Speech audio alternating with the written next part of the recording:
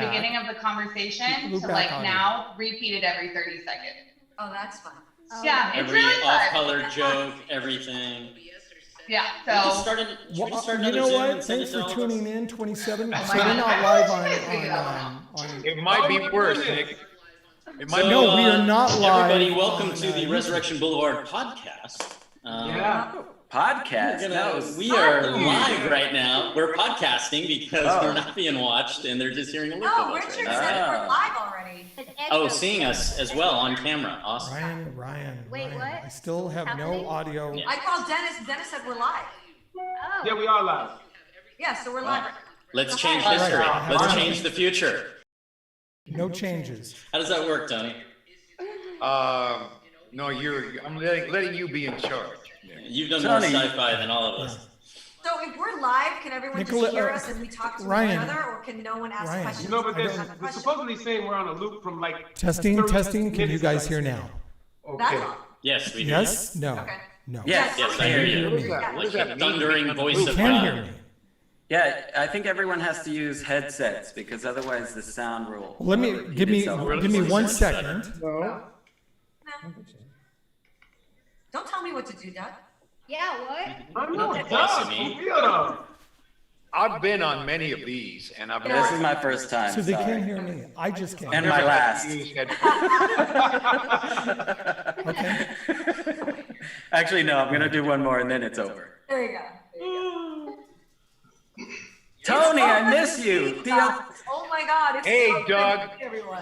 You look the same, little boy. You Aww. do. You look beautiful. I've got a good doctor. I'll recommend him to any of you. Yeah. I'm going to do something Well, else. you know, Douglas, I was I'm gonna a say, hey, monitor dude, I'm off my 108. feed. So. Yeah. Is Oh, that, you look great. you're more handsome than you were 20 years ago. Aw, All of you, we're all looking pretty good for our age. I think. I Not know. a bad-looking group of individuals. No. And it is true. You are in like a little dollhouse right there. To me? Marisol. Marisol. I know. I'm selling my house. It's a whole- Marisol, straight from the set of Pretty Little Liars over there. I don't know, yeah, but You I'm look just gonna- amazing, I'm just Marisol. gonna That start hair, with Oh, this. you're that is beautiful. like, that's black. That's where we are. It's not. So even that everybody high. can hear me. She's, I'm she's on a still in huge delay. 99, Not at man. all. She's still in 99. Not at all. It's Well, just- you look amazing. Yeah. But Okay, without I'm going to distraction- go ahead and start. Without Because you guys distracting can see me. from Resurrection Boulevard, I want to say, Marisol, what you're doing is fantastic. Hey, welcome. Absolutely I'm fantastic. looking at the camera. Welcome, friends, to the 20th anniversary celebration of Showtime's Resurrection Boulevard. I'm Richard Sandoval. I'm producer of Hispanic Lifestyle, and I will be your host for this special day. Resurrection Boulevard, this groundbreaking, award-winning television series, made its debut on June 26, 2000. The story of the Santiago family was told over 53 episodes exclusively on Showtime's network. The cast featured actors Ruth Olivier, Nicholas Gonzalez, Marisol Nichols, Daniel Zacapa, Mauricio Mendoza, Tony Plana. How did I screw that one? Tony Plana, Michael DiLorenzo, and the late Elizabeth Pena. To kick off this 20th anniversary celebration is Dennis Leone, the creator of Resurrection Boulevard. Dennis, how are you? And thank you very much for letting me be a part of today's event. Yeah, I am fine, and thank you for coming and putting this together. I know it was an ordeal, but before we get started, I want to, I have to thank a bunch of people. So please be patient with me. The first person I'm going to thank, and this is the person that I usually thank last. I need somebody to come in with the monitor. And the truth is Resurrection Boulevard would not exist without her. The fact is, I would not even be here without her. Debbie has been a big part of pushing me toward my Latino voice. She encouraged me. She knew when she was the vice president at ABC, she encouraged me to write Latinos. And because there was a dearth of Latino writers and producers and directors. So I wrote a script that got me Resurrection Boulevard later on with Jerry Offsay at Showtime. But I do want, I have to thank my wife, my beautiful wife. I'm going to date myself a little bit, but last May was the 50th anniversary of our first date. Wow. And Debbie and I have been married for a long time. We've been together for 50 years, and I love her, and really, I would not be here without her. The other person, I get all the credit for Resurrection Boulevard. It says created by, and yes, I did create all the characters and all that, and wrote that part of it. But the guy who's really responsible is Jerry Offsay. Jerry Offsay had a vision and an agenda for putting Latinos on television. If Jerry does not put us on television, we're nowhere. So it's really about Jerry Offsay. I can't thank him enough. I love him, and although it drives me insane when he says he should have ordered another year of us. But that's neither here nor there. It's all water under the bridge. And all the people at Showtime, Mark Zachrin, who was at ABC with Dad, and later was #2 at Showtime, he was surprised about the pilot. I think we all were. Pancho Mansfield, I have to thank. Pancho held my hand through the whole process. I just love Pancho dearly, and he was always there. I mean, sometimes, it's hard for me to let go of things, but I can't thank Pancho enough. And everyone at Showtime, particularly Teresa, who was Mark Zachrin's assistant. She was my guardian angel. She gave me the straight poop on everything, all the political stuff that needed, and Sandra, who was with Pancho at the time. And then I want to also thank everyone at Viacom, who was our studio, particularly Pamela Soper, because she was there too, holding my hand, giving me guidance. I didn't always listen to everybody, but I did as much as I could. And thank you, Pamela. And Steve Gordon and everyone at Viacom. I have to thank Bob Isley, who was executive producer with me. Bob got stuck with the writers, and you did a lot of the dirty work while I was doing publicity and running around the country and living like a king and in hotels and being interviewed on television and every newspaper, and it was wonderful. But Bob was stuck with the writers doing all the hard work, and Jack LaJudas and Josh Stern and everyone involved in the writer's room. I want to also thank Jesus Trevino, who gave Resurrection really that East LA thing, because when I first envisioned it, I did not want to do East LA. I wanted to go do another city, like even Phoenix or Tucson or Seattle or San Francisco or anywhere but East LA. But Showtime had the idea that, all Latinos come from East LA, so there we were. And I want to thank all the crew, particularly Kevin Donnelly, who did the pilot with me. Bob and the other writers weren't around yet. And Kevin really, there were no other producers. Kevin was my boss on Hawaii 5-0 early on. It's a great story. And then later on, I became his boss on Resurrection. And I just love Kevin. I want to thank, of course, everyone who came to do the show, all the guest stars, the boxers, Monkey Joe Frazier, Sugar Ray Leonard, Carlos Palomino, Sean McGrady. I could go on and on with all of these people. There's Hector Macho Camacho. Johnny Tapia, one of my favorites. And then I want to thank, on a personal note, Don Martin Nielsen, who was my friend who brought me to LA. I was working for 5-0, and he really launched my career. And the other person I want to thank personally is Gil Grant, who I did 3 series with, and really taught me a lot about how to do a series. And I didn't, because Resurrection was my first as an EP, I made the big leap. And the first call I made was to Gil to say how damn hard this job was, because it really was hard. You have to wrangle actors, and man, are they hard to wrangle.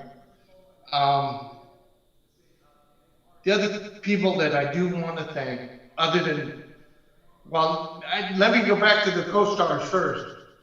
Rita Moreno, Oscar, Emmy, Grammy, Tony, Golden Globe, Lou Gossett Jr., Oscar winner, Lou Diamond Phillips, Hector Elizondo, Chicho Madin, Jose Feliciano, Ruben Blades. They were all great. But Moreno.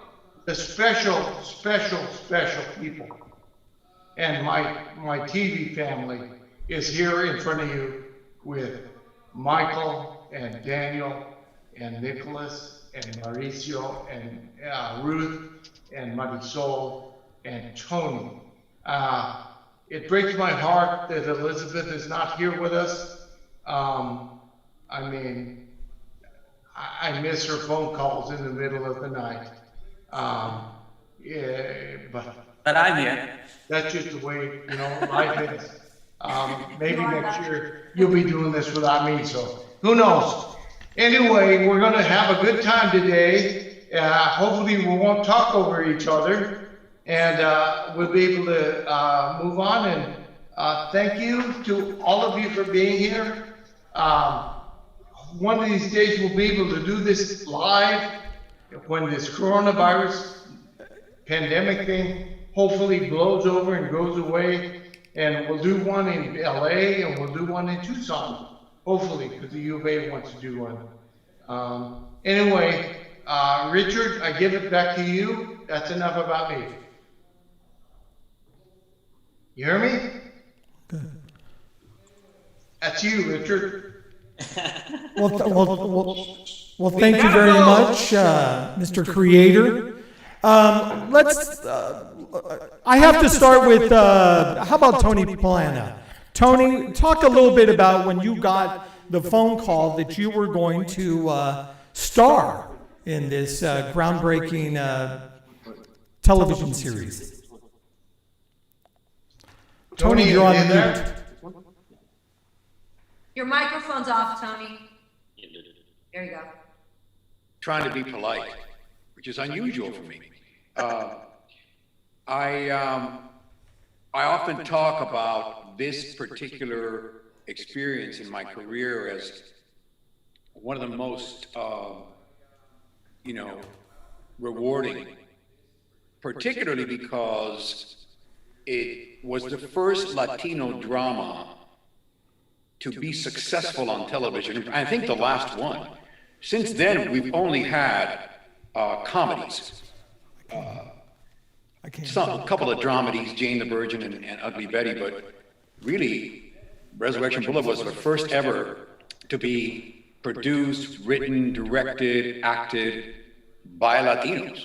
And for me, it was a landmark accomplishment in the sense that it showed that we could do it, and we could do it alone. We didn't need someone else to do it for us.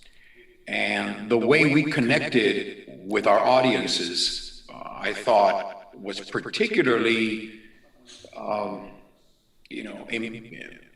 powerful. When we went out into the community, when we were filming or just anywhere, the reaction to this show was very strong, passionate, grateful that we were being represented in such an authentic way, and they were truly inspired by the show and edified by it. And finally, for me, Roberto Santiago is one of my favorite characters I've ever played in 45 years of work. Primarily because I got to be the adult, the father of 5 adult children. And it's prepared me for what I'm going through right now.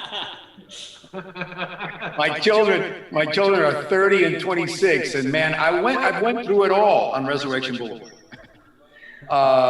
So right now I'm going through deja vu with my children, and we had a wonderful cast and wonderful guest actors, and I remember always talking about how collaborative the writing on the show was, and we were able to share personal insights into family dynamics and relationships and cultural issues, cultural,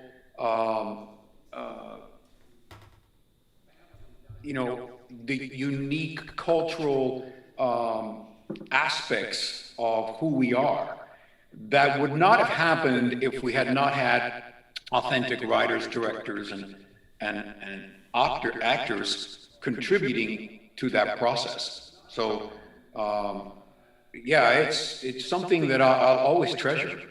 And I agree. I think it should have run a lot longer than we did. But even so, those 3 years were, I think, a remarkable accomplishment. And I'm extremely proud of it. And they were 20 plus episodes, right? Unlike today, they only do 13. So it was like 20 plus, right? So it was like normal. Well, we did 20. I would like to. We did 20 the first year, 20 the second year, and then 13 the last year. Okay. So, Yeah, they kept giving us less and less money well, every year. they couldn't give us less money, but Showtime, no limits. But The budget, remember? they went from 20. How about Ruth? I don't want to interrupt, but Ruth, can you talk a little bit about getting the phone call of being one of the lead women, if you will, in the Santiago family? Yeah, well, when I first, I'm gonna go back to when I first read the script, because there were very few times, this was the first time I think I got like a script that I just saw this complex, strong, intelligent, willful, resilient Latina. She was a complex character, and I was like, I need to get this role. And I remember Mao and I rehearsing that like over and over again, even before I knew I had an audition. I remember the audition clearly. I remember the callback. I remember shaking Dennis's hand in the audition. Remember that, Leone? I do. Yes. And then when we had those callbacks for the network, the casting director, Bob Morones, he... well, there was Beth too. Yeah, may he rest in peace, by the way. May he rest in peace, absolutely, de acuerdo. But he walked, and Beth, but he walked me to the elevator, and he whispered in my ear, he's like, "Congratulations." And I was like, "What?" I don't think he was supposed to tell me that. I'm like, "What?" So, not one to like, I wanted to wait for it to be official, so I didn't tell anyone. But the day I got the phone call from my agent confirming that, I mean, it was just unbelievable. I was super happy. And then I got home, and Mao got the opportunity to go in as well. So, yeah. Yeah, Mao should probably tell the story about coming into my office and Yes, not letting me go until he got the part.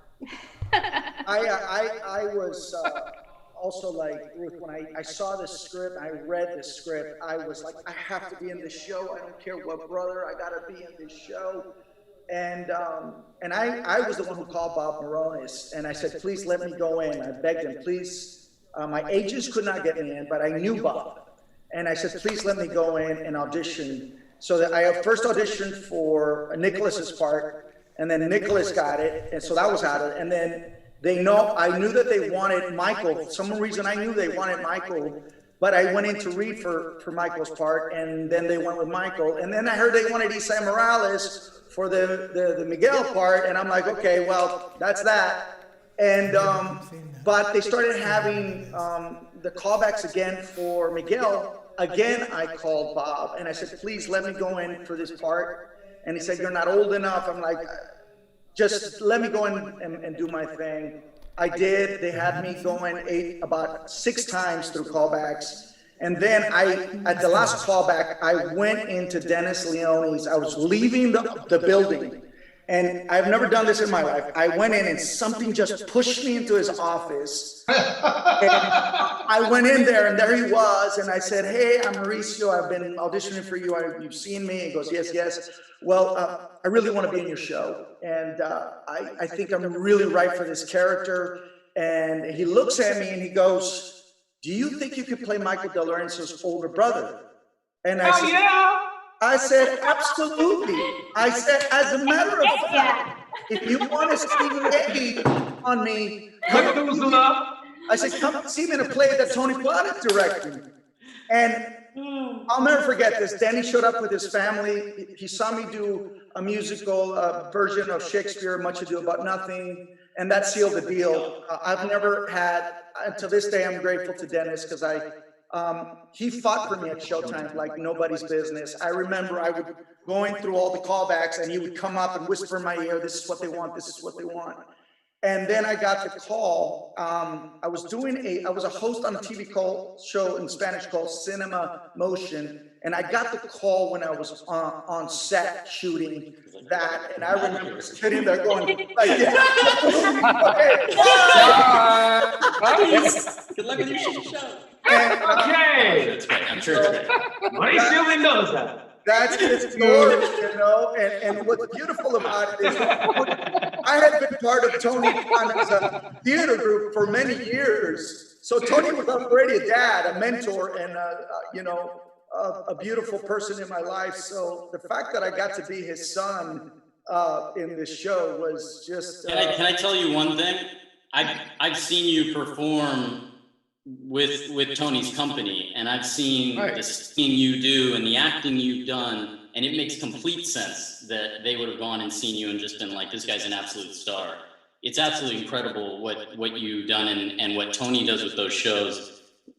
They're really beautiful, and it's definitely, I think as an artist, you go and you just have so much envy for the people in it because you guys do everything.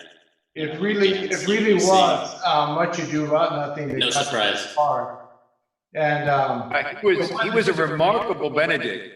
They really liked me. It was Selena who fell in love with you. So that Selena, you can thank her because she was crazy about you. And she said, Mauricio can do it. And I said, well, maybe we'll see. I mean, turns out we were wrong, but you know, we're happy we had him. Hey, 20/20 hindsight. Well, I mean, listen, that part, you know, was a triple threat part. I mean, you had to be able to do Shakespeare, you had to be able to sing, dance, and do comedy. And he was able to do it all. I mean, all the Benedicts we had over the years, he's the definitive one that really embodied the part and really fit into that concept of the play. And so I was really excited that the producers were coming to see the show at the John Ensign Ford, and that the show had been a catalyst for him joining the Santiago family. It was great. Yeah. You were already. And the family had great chemistry, by the way. Yeah. We're like a family. Very similar to the chemistry of the characters. Yeah, absolutely. That's what's so funny. Michael De Lorenzo was a real pain in the ass. I'm talking about as a character. Oh, yes. And as your father. Yes, you all should be very grateful that my character did not have any lines to speak. You made up for it, though. Yeah, you did. Oh, you really did. You made up for it, though. Oh, my God. Yeah. I got stories about the first time that I got to direct. And I'm going to say this about Dennis. Dennis was the first person that gave me an opportunity to direct, which is unheard of in television. As you all know, you guys have all been on television shows, and how many Latinos get that opportunity to direct, right? And I've been on many shows that I should have directed on, Dennis was the first person to give me that. But the best, I can say this about the women in the Santiago family, because I got to know them, one, with them as an actor, but also with them as a director. And how amazing is Marisol, Ruth, and Elizabeth Pena. We did an amazing scene together where they were all three killed it. And that was my first scene, La Bruja, remember? Yes, yes. And there was one scene where Marisol starts it, she hands it, Ruth starts it, hands it off to Elizabeth, then hands it off to Marisol, and who ends it. And it was just in one take. Is it BB's Club? Right? Each one of them was impeccable. But I will say this, because Dennis came to me and said, they are worried that you're gonna go over budget. So we're gonna cut this scene. And this is a story about Elizabeth Pena, who I adore, as we all do, right? There was a 360 that we were supposed to do. And they said, the producers came to me, not even Dennis, but I think it was, Adam? Yeah, somebody, no, not Adam, no. Bob, whoever came to me and said, well, we're gonna, you know, people have gone over budget. This is your first episode, so we're gonna cut the scene because I know you want to do a 360. It's gonna take like 3 hours to light, another 2 hours to shoot, and it's all with Elizabeth. And I was devastated because it was gonna be like that moment that you have in a show that you go, okay, this is where I show them that I know what I'm doing. And I said to them, I said, well, how do I get that scene back? And they said, well, they laughed and they went, be ahead of schedule. That must have been Kevin. Yes, it was Kevin. It was Kevin. Be ahead of schedule. So first day, we were 2 scenes up because everybody was on point, even Tony Plana. Because we all know how he likes it. He's amazing, though. I will always love Tony Plana. And then I love you too, brother. I do. And the second day, we were up 2 more scenes. So we're up 4 scenes. By the third day, we were up 5 scenes. And they said, oh, we're going to give you back the scene. So I have to go to Elizabeth. And I have to say, okay, we're going to do this scene now. And she's out of her trailer smoking a cigarette. And I say, listen, you gotta, this is a oneer, so you have to know your lines. And she goes, I'm Elizabeth Pena. You think I have a rodeo? And she was amazing. Literally 2 takes. The first take we had it. Second take, it was just for fun.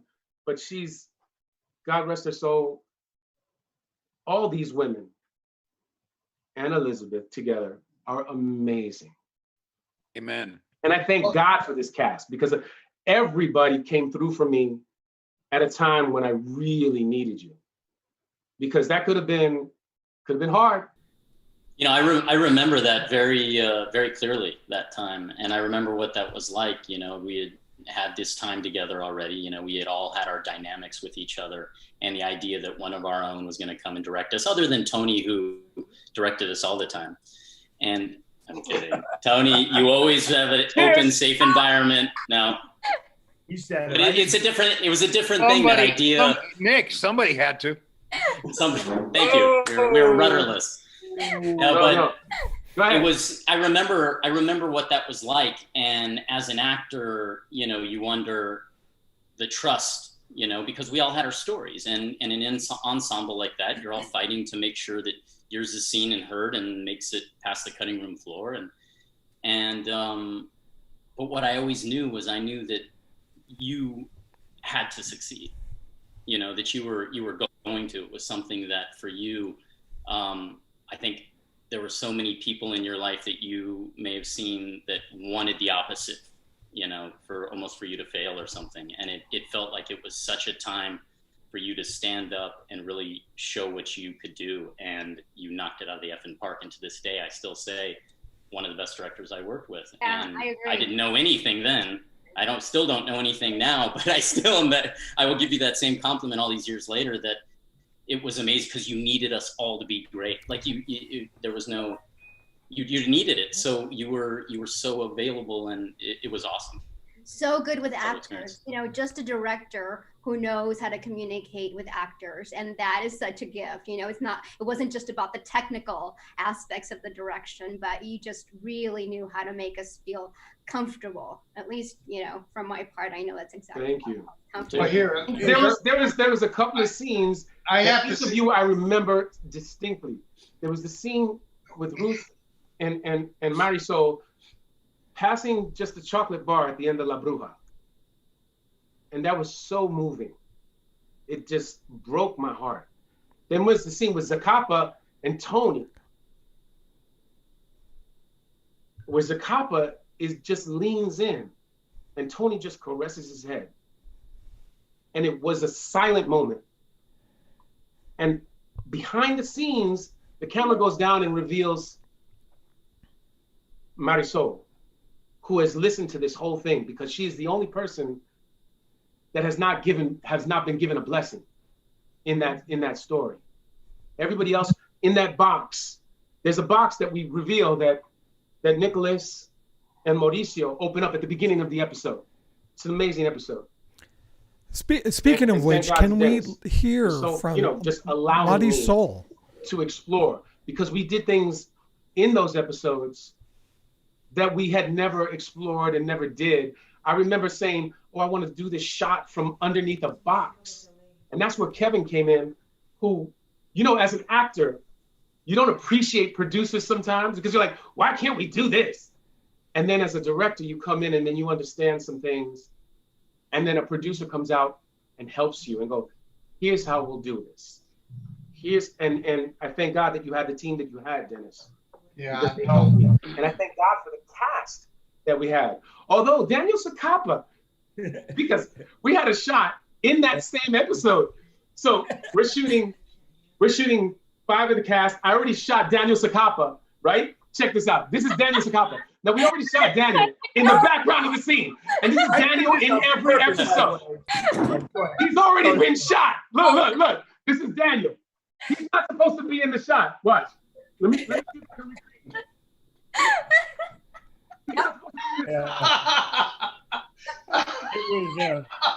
It was something like this. That's perfect. That's perfect. He was trying to drive the editors I crazy. mean, he literally would be like this. He'd be like this. He's like, Well, that brings me to the other thing that I learned from Michael. Michael always found the quickest way to get out of a shot. And that's what I learned as a young actor. He goes, hey, if you're not in the background when someone else is doing their dialogue, then you can get out early.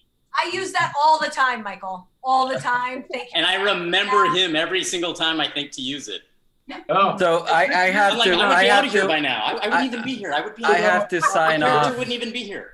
I just want to say a couple things. I have to leave like I left the first season to go do another little show called Band of Brothers. But Douglas Spain, cheers, Papo.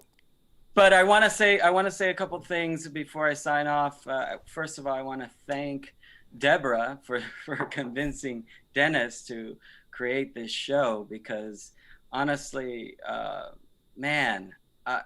in my 20 plus years of acting, when we are all there, Latinos behind, in front of the scene, it's like a big party. It's always been that, and this was a testament to that. I mean, look, we're all still connected, and we really are a family.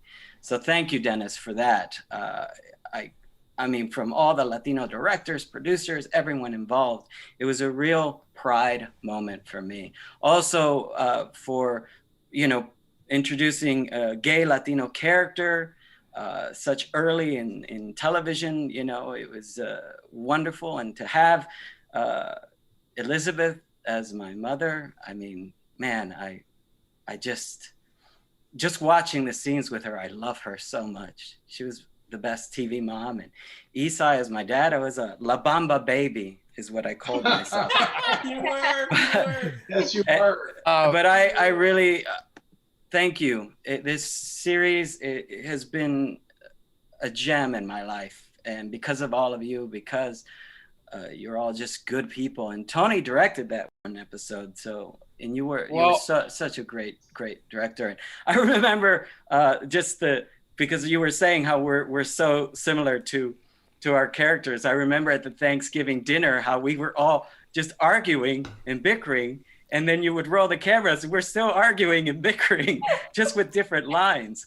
So it was phenomenal. But I'm gonna run. I'm gonna do Well, another hang on, Doug, because I wanted to shout out to you that your portrayal of that character on the show was so effective, and you were such a wonderful actor to work with as a director also, and as a co-actor. And I was so grateful to God that you happened to be playing that role with Elizabeth, and I got a chance to direct that show of coming out during Thanksgiving dinner. That was amazing. And it was intense. It was intense. Yeah, listen, let me say something about Doug. Because I watched the scenes that you directed, Tony, that episode of Thanksgiving. It's one of my favorite shows. And I wanted to say to you, Douglas, I don't know if I told you this, but you really were my brother. My brother was the inspiration for that character. And we have 2 GLAAD awards up here to prove it. They're right behind me on the shelf right there. You can see them right there. You won a GLAAD award because that performance was spectacular. It was so good. And Tony did such a good job. And all of you, I mean, it's one of my favorite episodes. And I was surrounded by talent.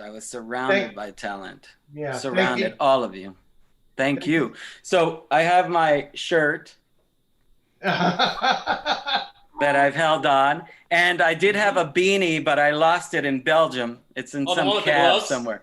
Yes. Yeah. Beanie. But Dennis, I'm asking you this question because this is a question that I know all the viewers want to know. So please answer it as best as you can, because all we have is this box set DVD of season 1, and people really need to see this series. Season 2. So please. Season 3. Season 2. There's the beanie. Yes. I found so please, tell us what you need to get this on some streaming service, because I feel that there's a whole new generation that really can learn a lot from this series, and just its history of what it did, and how you employed literally, I'll say 90% of the Latinos in this country. Well, Resurrection Boulevard employed all of them. You watch this series and you'll be like, what? So thank you guys. I love you. I love all of you. Love you too, Doug. Love you too, Doug. Thank you. Love you, buddy. Adios. Los quiero mucho. Bye-bye, Doug. Bye. Bye. Let me just say something about the DVD. I know people want it. Debbie is actually going to go and try to get Paramount to push to get this season 2 and 3. I have fought with them, and I'm not very effective. So hopefully she will be more effective, and we can get this done. Dennis, does it change anything all these years later that we don't actually need physical DVDs, that we could just digitize this? Can we just digitize it at least? It should be. I mean, there's no protection at this. I don't even need a DVD. No, we don't. Just download it, whatever. I'm not stream somewhere, anywhere. We're going to try to get that done. Pirate radio. Yeah. We can get in that vein, I also I left somebody out that I need to thank. I need to thank our fans, because after 20 years, can we just digitize it? 20 years, we have the most. I mean, there's no rabid fans. Some of them, I'm amazed and humbled by some of these people who are just like, they just will not. They're like a dog with a bone. They will not let it go. I want season 2 and 3. I want season 2, and doesn't matter how many people say it. More people say it. It it's like, please, folks, we're doing the best we can. So we will try again. I don't. Richard, did you want to say something? Yeah, I want to say a couple of things if you can hear me, but we still have to hear from a half a dozen other people, Dennis. Marisol, talk a little bit about your joining the cast. Am I correct? You were the youngest cast member at the time? I think so. I think I was playing the youngest cast member. Yeah, but Nick and I are the same age, I think. Well, how old are we? I just played. When I got the call, I'll be honest, I didn't want to audition, mainly because every single Latin character that I ever auditioned for was either a gangster or it was "you're loco," like the one Spanish word that the white writer knew, and it was just not fun, and they were really small, and there was, as Ruth put it, they were like not multi-dimensional. And so I was like, I don't know. And then when I read it, I was like, oh my God, somebody wrote this who knows what they're doing. Like it was completely different. And I was kind of amazed, and it was like, oh, the role of the rebellious teenager. Well, hello, that was completely me. And I was really surprised. I know that I was their second choice. Thanks.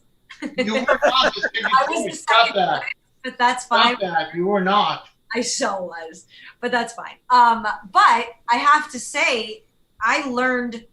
I never went to, acting school. I never did theater in high school or any of that. I was doing way other things, and so I learned so much from being on the set of. I made mistakes, I learned what to do. I learned what not to do. I learned about camera angles. I learned about saving the emotion for when the camera's coming in on you. For the close-ups. Yeah, I didn't know those things. I learned from Michael, as we mentioned earlier, of like, oh, giant wide shot, you have no lines, put yourself in the background. Otherwise you're there for 9 hours. Then you skip out. Do the Zacapa. Did Zacapa just leave? He's trying to get it on another angle of the camera. He's gonna show up in the back of your shot right now. Trust me. He's gonna be behind at that doorway. I know he is. But he's coming into your room. That's what. Trust. He's gonna be yelling from the toilet soon. I can hear you. That's right.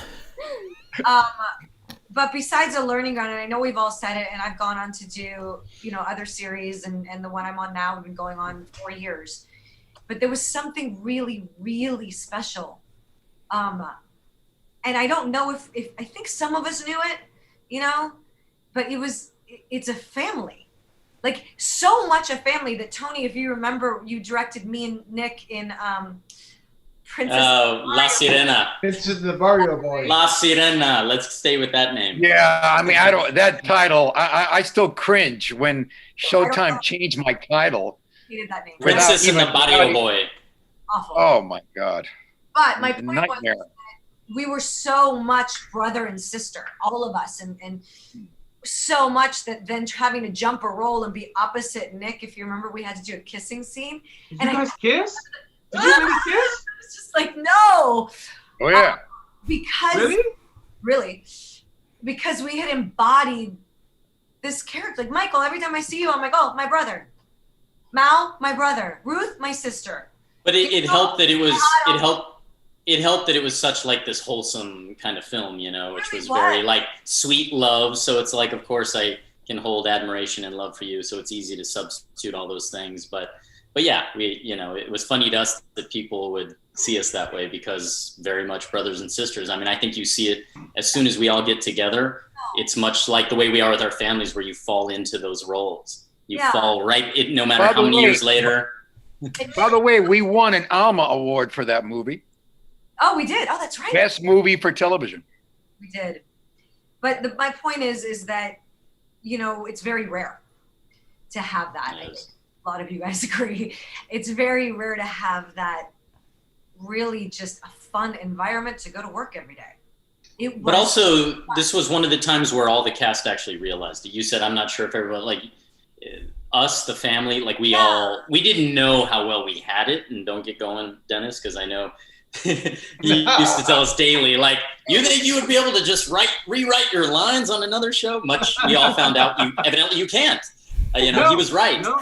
But I got to do so much stuff in the beginning that spoiled me for every show after, and I hear his damn voice in my head to this day, going like, you're never going to have it this good. And he was right. Nicholas, I got to rewrite my lines all the time on it. Let me say something about Daniel. Daniel, I always thought you were brilliant because you got to portray, you had emotion for things and you never got to say one word except that one episode. And so I really want to take my hat off to you. You did a great job.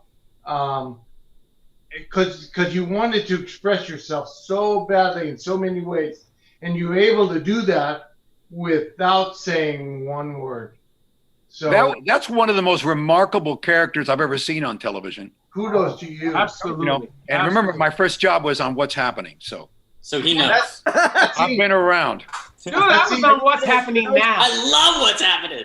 I was on What's Happening Now. So I mean, Daniel was remarkable, and it was amazing to work with him. How much he communicated non-verbally. It's one of the most moving and poignant characters I've ever worked with. Stacking Cheerios. That's a great compliment. Thank you so much. Oh, I mean it. We had some great stuff together. We had some great stuff together. You had amazing stuff together, both of you. And you guys found a cat together in episode 49. Oh. There's a scene in the pilot where Tony and Daniel are together in the bar, and it's about Michael is finally going to win the championship, and you guys hug, and he grabs his hair. And he just grabs your jacket, and it's just like, his jacket. Oh my God, it's just heartbreaking. It tears your heart out. There wasn't much to grab, Nick. No, not your hair, your jacket. Your jacket. I remember that. I have something I want to share. You were asking Richard how we came to this amazing project, and truly, it's one of the great gifts of my 30-plus year career as well. So for those participants out there that are aspiring actors, I want to share with you my first audition was for the role of Roberto Santiago, the patriarch of the family that was so amazingly played by amazing Tony Plana. So I don't recall exactly, Dennis, where this first audition happened, but it seemed like there were 2 tiers of there weren't even chairs in this room, and I was the only actor in there, and they were running late. In comes this tall, handsome guy. It happened to be Dennis Leone, and he sat on the opposite side of the room. And I'm going in my head, I'm going, oh fuck! They don't know if they want this like tall, lanky, handsome-looking guy or this like short guy. What the fuck? They don't even know what. So he sits there, as I recall, Dennis, and you were just kind of staring at me, and I was kind of like, this is weird.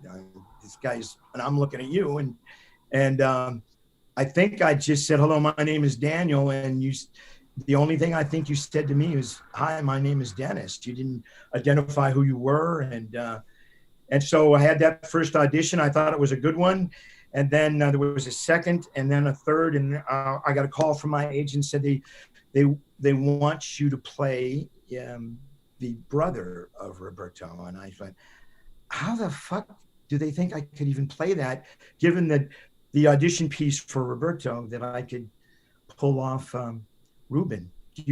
How did that happen, Dennis? Can you? Well, you came in, and we read a lot of people for Roberto, and Tony has a funny story about that. I don't know if he remembers it, but the whole room being full of everybody, and you all came in, and Tony, when he came in, he made me burst out laughing. You remember that? I did. Yes. You said a line that I had written that I didn't think was that funny, but when you said it, I just burst out laughing in the interview. And so then Daniel comes in, and he's reading lines, and I'm looking at him, and I'm thinking, he would be a great Reuben. And Reuben is really based on my uncle, and who was sort of the conscience of the family. He wasn't the smartest or the most loquacious or anything, but he was always like salt of the earth. You could always depend on him. He always protected me. When I was a little boy, and I never feared anyone or anything because I knew my uncle would come and take care of them.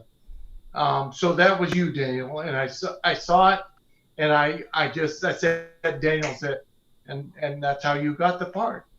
And Tony got the part because he made me laugh, I think. I don't know if Dennis, I don't know if well, we've talked about this. It became a running joke between us because I walked in and I had read the script and I go, this is a really, powerful, authentic script of this family. And I walked in the room and I looked at Dennis. I go, oh man, they hired a Filipino to write this. The tallest Filipino you've ever seen. Tallest. You. No, that's what happened. Basketball playing Filipino. You went outside to all the actors and you said to them, wow, this is really good, but why did they give the show to a Filipino? You don't remember that? I do. I'm telling you, that's why I brought it up. So before I forget, I just want to share my story about Elizabeth Pena. And I was doing an independent film in North Carolina when I heard that she had passed, and I wasn't able to attend the celebration of her life. And excuse me. Damn. You're going to make us all cry. I'm not trying to do that. I apologize. I just know that we all had an incredible, as a family unit, as a cast, very special relationship with her, but individually we all had our special moments and relationships with her. And I don't know how many times from Paramount Studio in Hollywood to out in Chatsworth, and I'd pass her or I'd say something that I thought was funny, and she would say, I can hear her voice in my head right now, and I hope you're listening. Ay, coño, she said to me. I didn't know what "ay coño" meant originally, because that's a Colombian. Cuban, Bobby. Oye, me chico. It's Latino, bro. Can we say that online? But anyway, she was an incredibly special, not only talent, but just a woman that we lost way too fucking early. Yes. And her character is based on all the women in my family. My mother, Dencha, Ernestina, Dila, Keta, all these were fiery, strong women. And that relates to what I think Nick said about the women, and Michael too. Ruth, was very strong, and she's as feisty as anyone in the pilot. So she was too, and also Marisol was strong, but she had this vulnerability that I really liked a lot. And when I watched Sueños, where the ghost of Jaime comes back the other day for the first time in 18 years, and Marisol did such an incredible job. I mean, she was always on. Marisol is fantastic. I mean, you all are, but we were able to do teenage issues and all kinds of things. Nick was able to bring, I think, his sort of this young freshness that really, made his character. It played into your character. This naivete that when you transition from being a student to being a boxer, that really played into what we needed. And so I thought you did really incredible at that. The other thing I want to say about Michael, I tease Michael a lot about his acting. I always tell him that he's a better director than he is an actor. And it's really not true, because I mean, Michael is a terrific director. I am. And he's a terrific actor, because I watched the early episodes looking for clips and things. And Michael, I had forgotten how goddamn good you are. He's like, don't tell me, tell somebody. I've been saying that too. I think he's incredible. I had forgotten how good you were. I mean, going from the pilot to the early episodes, I mean, when you gave it everything, man, it's kick-ass. Thank you. And same thing. Nick, everybody. All of you. Wouldn't be as good if we didn't have the cast that we had. All of you. Thank Yeah. God.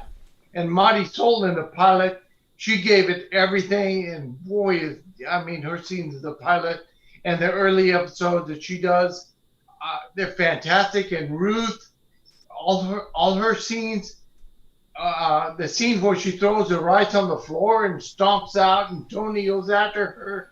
I mean, I love all of this. All of it drives me. I mean, I love it. It's, you know, over the years, there's so many wonderful, that's what the other thing I love about the show was we got to play so many different kinds of relationships and situations as a character. I mean, I feel those 3 years, I got to live a whole life with Roberto. And well, I got the hub of the whole live a life with my children, you know. And over the years, on a lot of my reels, I would use scenes from the show, scenes with Elizabeth, scenes with Marisol, scenes with Ruth, Nick, Michael. I mean, we had such intensity. The writing was so spot on. Mauricio too. I still laugh at that scene where he was trying to put together the baby crib, and we did a bird's eye view of the, and it was kept falling apart, and he kept throwing shit in the room. It was like, I mean, it was just, and Jacqueline hires the guys to come in and put it all together for him. Oh, we had an amazing set. We had an amazing set. That was crazy. When you think about it, you walked into that house, and that was a real house. That my heart was broken because I did a few shows on 24, and I went back. Yeah, you too, Manny. So I went back and I walked into that studio expecting to see our house, and it was like CIA, whatever it was, Central. I remember showing up to the Chatsworth stages and going, wait, I can't. It was just so weird. We owned that space for 3-4 years and have it be gone and replaced with something. It was just always weird. Well, that should be a shout out to John Iacobelli. John Iacobelli did an amazing job. Yeah. Amazing job. Amazing job. Hey, we went through 9/11 together, guys. Remember? Yeah, we did. Yeah, we did. I remember we had to shoot that day. Well, we started. We stopped. I know we stopped, but I'm saying, but we still were scheduled to. Yeah, I mean, I heard it on my way to the set. I was already on set. I was stuck. I was in bed. Woke up to it. You remember the arguments on set? I remember Bob said, if we go home, we got to keep shooting. Bob, I know. No, it was Ron. It was Ron. Oh, yes, that's right. Ron Martinez. I have a Nick's story about how he came to Resurrection. I want to hear it. Nick? Yeah, Nick. Oh, I thought you said you have a story. I'm like, geez. You did say I had another story, right?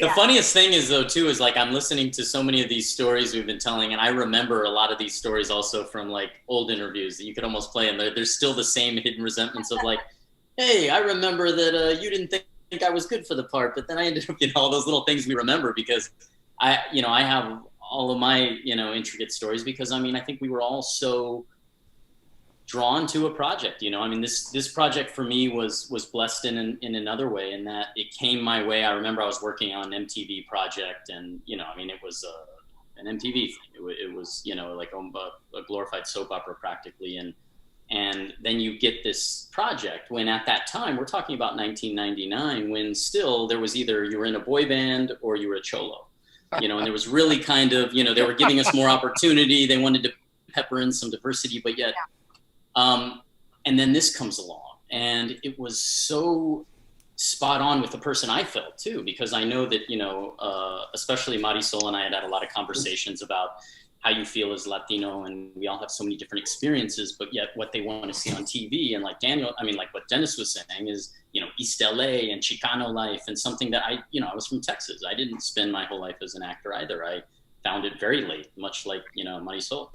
And to have somebody that I felt spoke to me, and I felt like, okay, I'm not putting something on here. Here's a character that I feel is intelligent, he's athletic, he loves his family, but in his earnestness, he's flawed and thinks he's right, and his pigheadedness, like, I get that. And it was almost so beautiful and perfect, and you don't get those kind of opportunities. And I remember my grandmother passed. It was July 4th. It was right around that time. And she passed, and I had to go home. I had to be with family, and this project that I was just so enthralled with, I wasn't there to say goodbye, so I had to be home. So it was gone, and lo and behold, a month later, it came back around, and they hadn't been able to fulfill this position, and I came in, and everything was going against me. As we talked about, Bob Moronis, I know, didn't want me, and actually sat me down and told me the people he would love to see playing my part, and how many reasons why I wasn't ready. And I had just graduated from Stanford and moved early to LA, and he told me I didn't look like a college student and didn't dress like one. He thought they wore khakis and, button-up shirts much lower. He didn't realize we all just, are in t-shirts. Hey, Nick, didn't you and I meet before you came into the show? I auditioned for your theater company. I hope you would have forgotten that. Yeah, I sang for you. I was not invited into the troupe. I was not invited. Tony Plana didn't invite you in. I did Edmund the Bastard speech, and I remember it, and God bless me.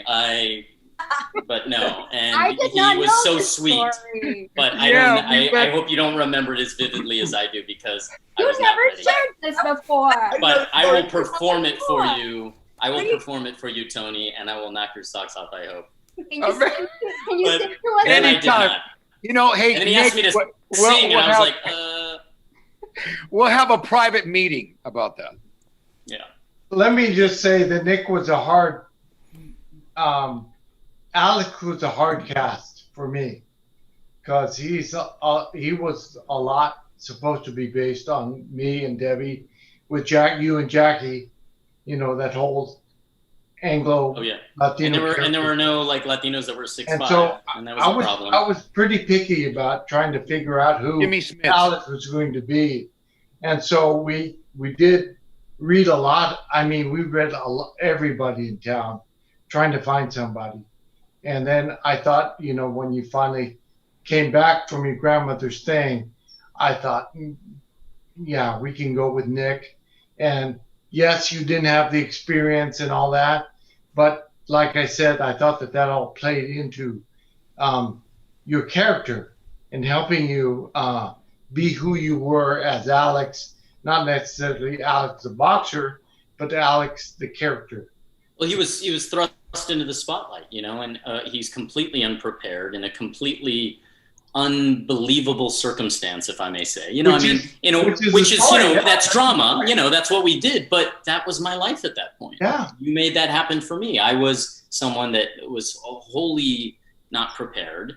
And it really worked. And I was in over my head, and I learned a lot too. Like Marisol says, she was more the seasoned veteran. She's being sweet at that time. I mean, she learned a lot, but at the same time, she was way ahead of her time. This was like trial by fire, and I had to be slapped down a few times. And I still look back at things that you want to get another, shot at, but it's still, to this day, I've turned to people and I go, I feel that same appreciation again, or that recognition, not quite the same, because what we had was so different and so specific. But I remember being on set, and I remember Tony, and I remember Mauricio especially, and I remember just because you guys were the closest to me in the scene, but inevitably it was always like 8 of us, and Michael's always had somewhere to be, and he's like trying to skate out of the scene. Right. But seriously, I remember turning to Tony and being like, we get paid to do this. This is crazy, because I feel like I'm hanging out with family, and we fought like family, we disagreed, and we past those lines that almost family can't, because you can't talk to your dad the way that sometimes Tony and I got it. And yet to this day, I still fall into the same thing, and I have so much more love for the people on this screen than I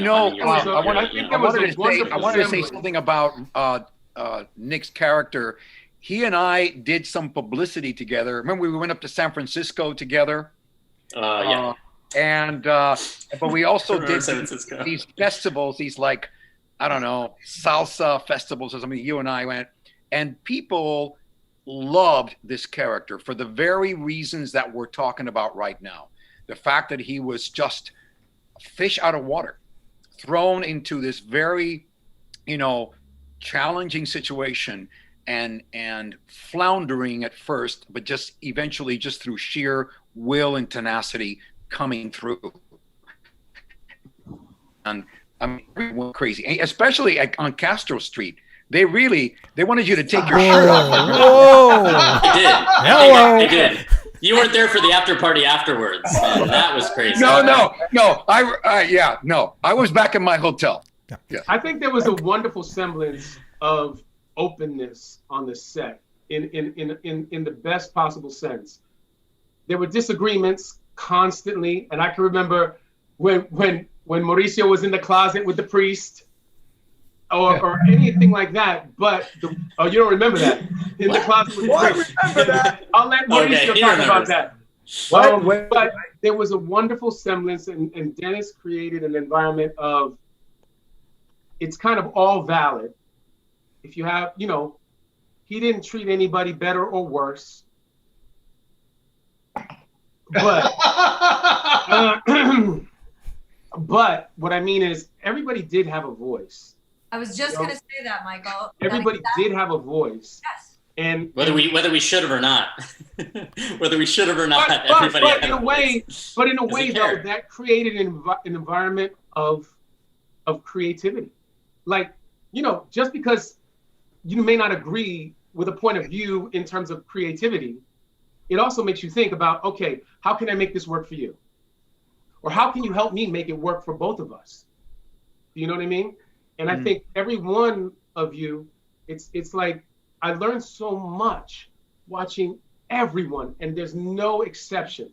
Listen, there was a scene that Nick did with your girlfriend at the time, the girlfriend that was playing your girlfriend, where we were, where I was shooting it, and you were in one bedroom, she was in one bedroom, and you guys were on the phone. Jackie? And you were split screen. Yes. I remember that. And you actually went between us. Yeah. At one point. Yeah. I've never done that since. On both of you. I was so spoiled with that. Yeah. And you smashed it. And Michael, phone calls are hard to do, you guys. No, Michael, because you're not. Look, you got two people in two separate sets on the phone. They're not with each other, but you could swear they were with each other. That's how good they were in that scene. But also to say this about Mauricio. Mauricio had a scene in a closet where I'm shooting straight down with what's the actor's name? Mauricio. Luis. Oh my God. He was amazing. Rest in peace. That episode was amazing. And Mauricio smashed it. Although we had a moment. I'll let Mauricio tell that moment. But I mean, I know we ended up in Dennis's office, screaming and yelling. And Dennis is like, what the hell? What is wrong? Just like most Latino families. Right. Yes. I mean, Dennis was the arbiter, and he was always, I've worked on a lot of shows. Everybody here has worked on a lot of shows. I can't say any show that I've ever worked on that I can just storm into the executive producer's office and have a conversation with him without being stopped 5 offices down. No. You need to make an appointment. Dennis was incredibly open. And people would come in there and express, and he was so sympathetic, whether he agreed with you or not. Well, that's what I say. We were so spoiled. That doesn't happen. We were led to believe, we were sold a false bill of goods that's the way things were, and they're not. And this is not a celebration, Dennis. This is an intervention to tell you how you ruined our lives. That's what I get for being a nice guy. You ruined our lives. You let us No complete. nonsense, Dennis. Own it. All right. Dennis Leone and his writing, and the fact that we were on an ensemble with all of these strong personalities, right? And the thing that Dennis, you did, which I've been on lots of ensembles since, and I know a lot of us have, is you, as Michael said, you gave us all a voice. And at different times during different episodes or different seasons, everyone got an arc. Everyone had a clear character of what they were fighting for, and not sitting back and feeling like you weren't doing anything. And it's not an easy thing to do, let alone being part of the process. Thank you. Part of the creative process. But that's a good advice to writers out there, though, too, is that because you genuinely, Dennis, had an attachment to your characters. So everybody here on the screen, I think, feels like we have that same individual, very special connection that the others don't. Yeah. And you made us all feel that way because it was genuine. You know, we are your uncles, we are your cousins, and not just loosely. Whenever you would tell us about it, your eyes got misty, and I remember the same. I hear it in your voice, and I remember it. You said it the same way when you reminded what's his name, Daniel, about what he said. That you reminded him earlier when you said about your brother, and because you have such an emotional attachment with these, not like in a bad way where you then have to kill your babies or. Well, you're not using these all made sense and it worked for you. Exactly, they're not devices. It's not a device to get another character's arc moving. Right. None of these characters were devices to make another character shine or go through an emotion. That's why we're all still here. It wasn't. I've been a device. I know we've all been devices, right? And that's where you can go to Dennis and like Marisol would say, because he would listen. He would listen. And not just to me, to every one of us. To all of us, always, no matter what. He even listened to Mauricio, which was beyond. I mean, that's unheard of. Never happens. At least we forget. I want to shout out to the extended family, and I never felt more as if they were part of us. What an incredible crew that we had all the time. We did have a great crew. They really cared. Awesome. I want to share a story of when Lou Gossett Jr. came on to the last season of the show, and I remember they were lighting the show, and I was sitting on the box ring, and I was just waiting and he came from behind me, and he whispered in my ear, "Don't ever forget this moment. These are very special moments." And I remember I just got goosebumps hearing his voice, because talk about a legend, talk about somebody who's lived the business in so many different facets that I felt like I was gifted something. Because sometimes as actors, we forget to be grateful for the moment, right? Because we're looking to, I hope that this catapults me to the next thing. And I remember knowing what the moment was at that time and what I was a part of at that moment. And Leone and I have, you've become one of my best friends through life in this journey, because I don't ever let you forget how grateful I am for the opportunity that you gave me. I was a guy coming from a Telemundo show onto an American network, and I've learned how to be grateful as an actor through that moment. Every moment is an incredible moment, and Michael and I have had a chance to work together now in different facets, because I've become also a producer, a film producer, and Michael and I have worked on so many projects together. And I love each one of you. You guys have been and are still a gift in my life. Tony, you gave me so much through all those years in that company. So many great memories, and that company made me, I think, the actor that I am today. So I just wanted to say that. Great, thank you, Mo. Speaking nobody says hold it here one second. Mauricio, wait 1 second. Mauricio is really a wonderful actor. I like watching his work, especially in some episodes that you forget how subtle, how wonderful, and how patient Mauricio is in a lot of these episodes. Well, I don't. You know what I don't understand, Michael? You have promised me for years that you were. I've wanted to work for you as to direct me, and yet I keep falling through your friggin' cracks. I don't know what that's about, but I love you and I missed you. And I have a question about this shot. How many remember the day that we that publicity shot? Yeah. I remember You and this. But how did we go from this to looking like a family of pimps? Showtime. That is a crazy shot. That is definitely a crazy shot. Expressions on Says all the of our guy. faces. Says the guy in the blue pleather.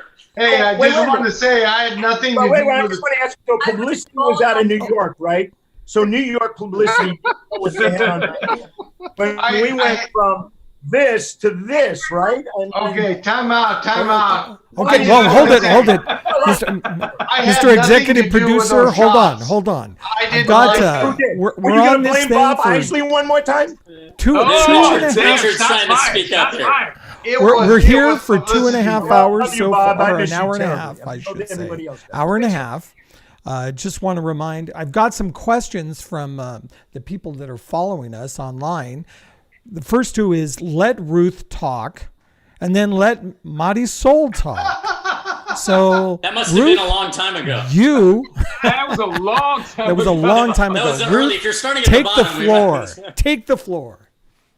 Well, I want to share a story about Elizabeth, if that's okay. You know, that reminds me, Ruth. Yeah. I remember when we were doing the pilot where we're gonna start. Don't move, I'll be back. Come back. We're gonna wait. Actually, we're gonna wait for him, Ruth. Okay, let's wait. Are we gonna wait? No. We're gonna talk about our girl. It's not the first time we waited. It feels like we're back on set. Go ahead, Ruth. I was just, one of the things that I was most excited about, I mean, apart from everything, was like, oh my God, I get to be Elizabeth Pena's niece. I get to be on set with Elizabeth Pena. And then I got on set with Elizabeth Pena, and I realized why she's Elizabeth Pena. No, like her work ethic, and she was just fierce and generous. She was so like everybody else here, and everybody in the crew and the writers and everybody. But she was just so, she gave me advice. Some of my favorite moments were after we shot, we would go out back and chat with the grips and smoking, and we're having who's got a drink, and we'd like tiny cigarettes. Totalmente, exactly, and we'd like that was Elizabeth. hang out with the crew after, and yeah, exactly, that was Elizabeth, and it was like amazing. And I also wanted to say that one of the reasons I think that we have this family and that we felt so free to be ourselves and to have so much laughter and arguments and all of it, I think it comes back also to the story, right? We had characters and stories where we felt seen as human beings. And like you were saying earlier, we weren't just this stereotypical device, right? That we weren't playing towards somebody else's idea of what we were supposed to be as Latinos, which is so bizarre and confusing. And we could be fully ourselves because we felt that we were in an environment and in a story, in a world where somebody was in charge who understood all of that, right? We were in a safe space. And I think it comes back to you, Leone, and to the world that you created. And we had, like Daniel was saying, the team that we had behind the camera, todo mundo. We had so much fun. So yeah, the family on camera was us, but our extended family, como dices tú, the writers and everybody else was just so amazing. And the times we had to hang out at like parties at Jack's house, and and the fact that we've seen each other over the years, like we haven't lost touch. I just saw Tony in a play a few months ago, and he took me to a basketball game at UCLA. And, you know, Marisol and we had coffee, and I just was cleaning my computer, and I saw that movie of the Christmas show that we did a few years ago for you. Nick, Mauricio, and I, remember? Yes. Christmas stories. Yeah. Yes, Christmas stories, exactly. It was so much fun. And Michael hanging out at your house and you sharing your music and just all of you. I mean, this has been such an amazing journey, and that's the reason why we see each other. We still love each other. It's like day one all over again, and that's pretty special. Ruth, was it 2 years ago that I was doing a recurring role on Chicago Fire in Chicago, and I came and saw you and Mauricio at the Goodman. What was the name of that? You guys were so fucking good. Destiny of Desire. Yeah, that was amazing. Yeah. I saw that show too, and it was amazing. Yeah, you guys. Both of you guys. Yep. Incredible performance on stage. Thank But also, Ruth, what about your romance with Brian Austin Green? Yes. So much fun. So much fun. He's so jealous. Sweetheart. Oh yeah, you can say that now. It was such a sweetheart. I remember you were casting for the role of my boyfriend, right?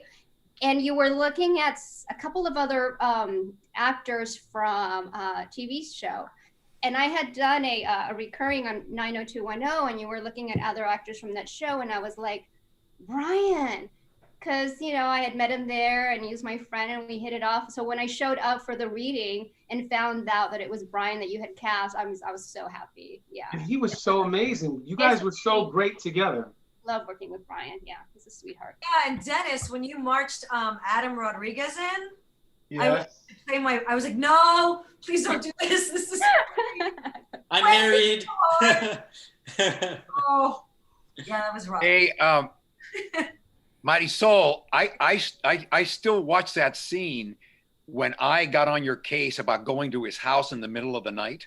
Oh yeah. And it turned into this very intense, high screaming scene at each other by you calling Sadie Lopez a whore.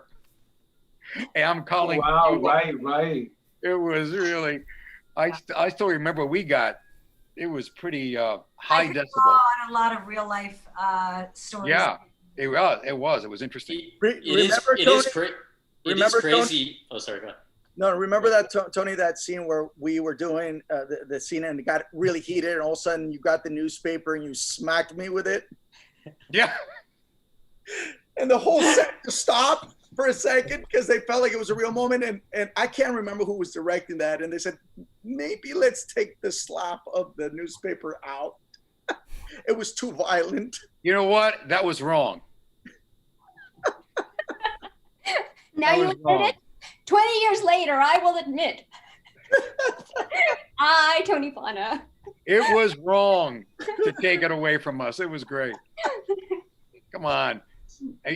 Latin family. Hey, we were in it. I just remember we were in it. I had a question from somebody in the chat room asked about how many Latino actors and actresses guest starred or came through the show. I guess that would Lupe be Antiveros. What about Lupe Antiveros? Yes. Somebody mentioned Rita Moreno. Somebody mentioned something about the Elizabeth Pena and Lupe Antiveros fight that they had in the show. Who directed the episode with Ruben Blades in it? Anybody recall that episode? I remember the episode, but it's called Vergüenza. Yeah. Shame. Yeah. How about all the directors we had coming through the show? We had Kendi Ortega. Yeah, I remember those episodes.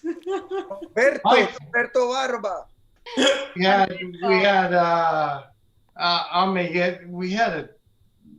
Roberto Barba. Norberto watching. Shout out to Norberto. We had a lot of wonderful directors of all walks. Yes, we had all colors and all different kinds of people. It's one of the things I'm most proud of. Did And we we have had- one or two we had a female lot of directors? we had a lot of women directors. Yeah, How before many? this was a fact. Nancy Yeah. Malone.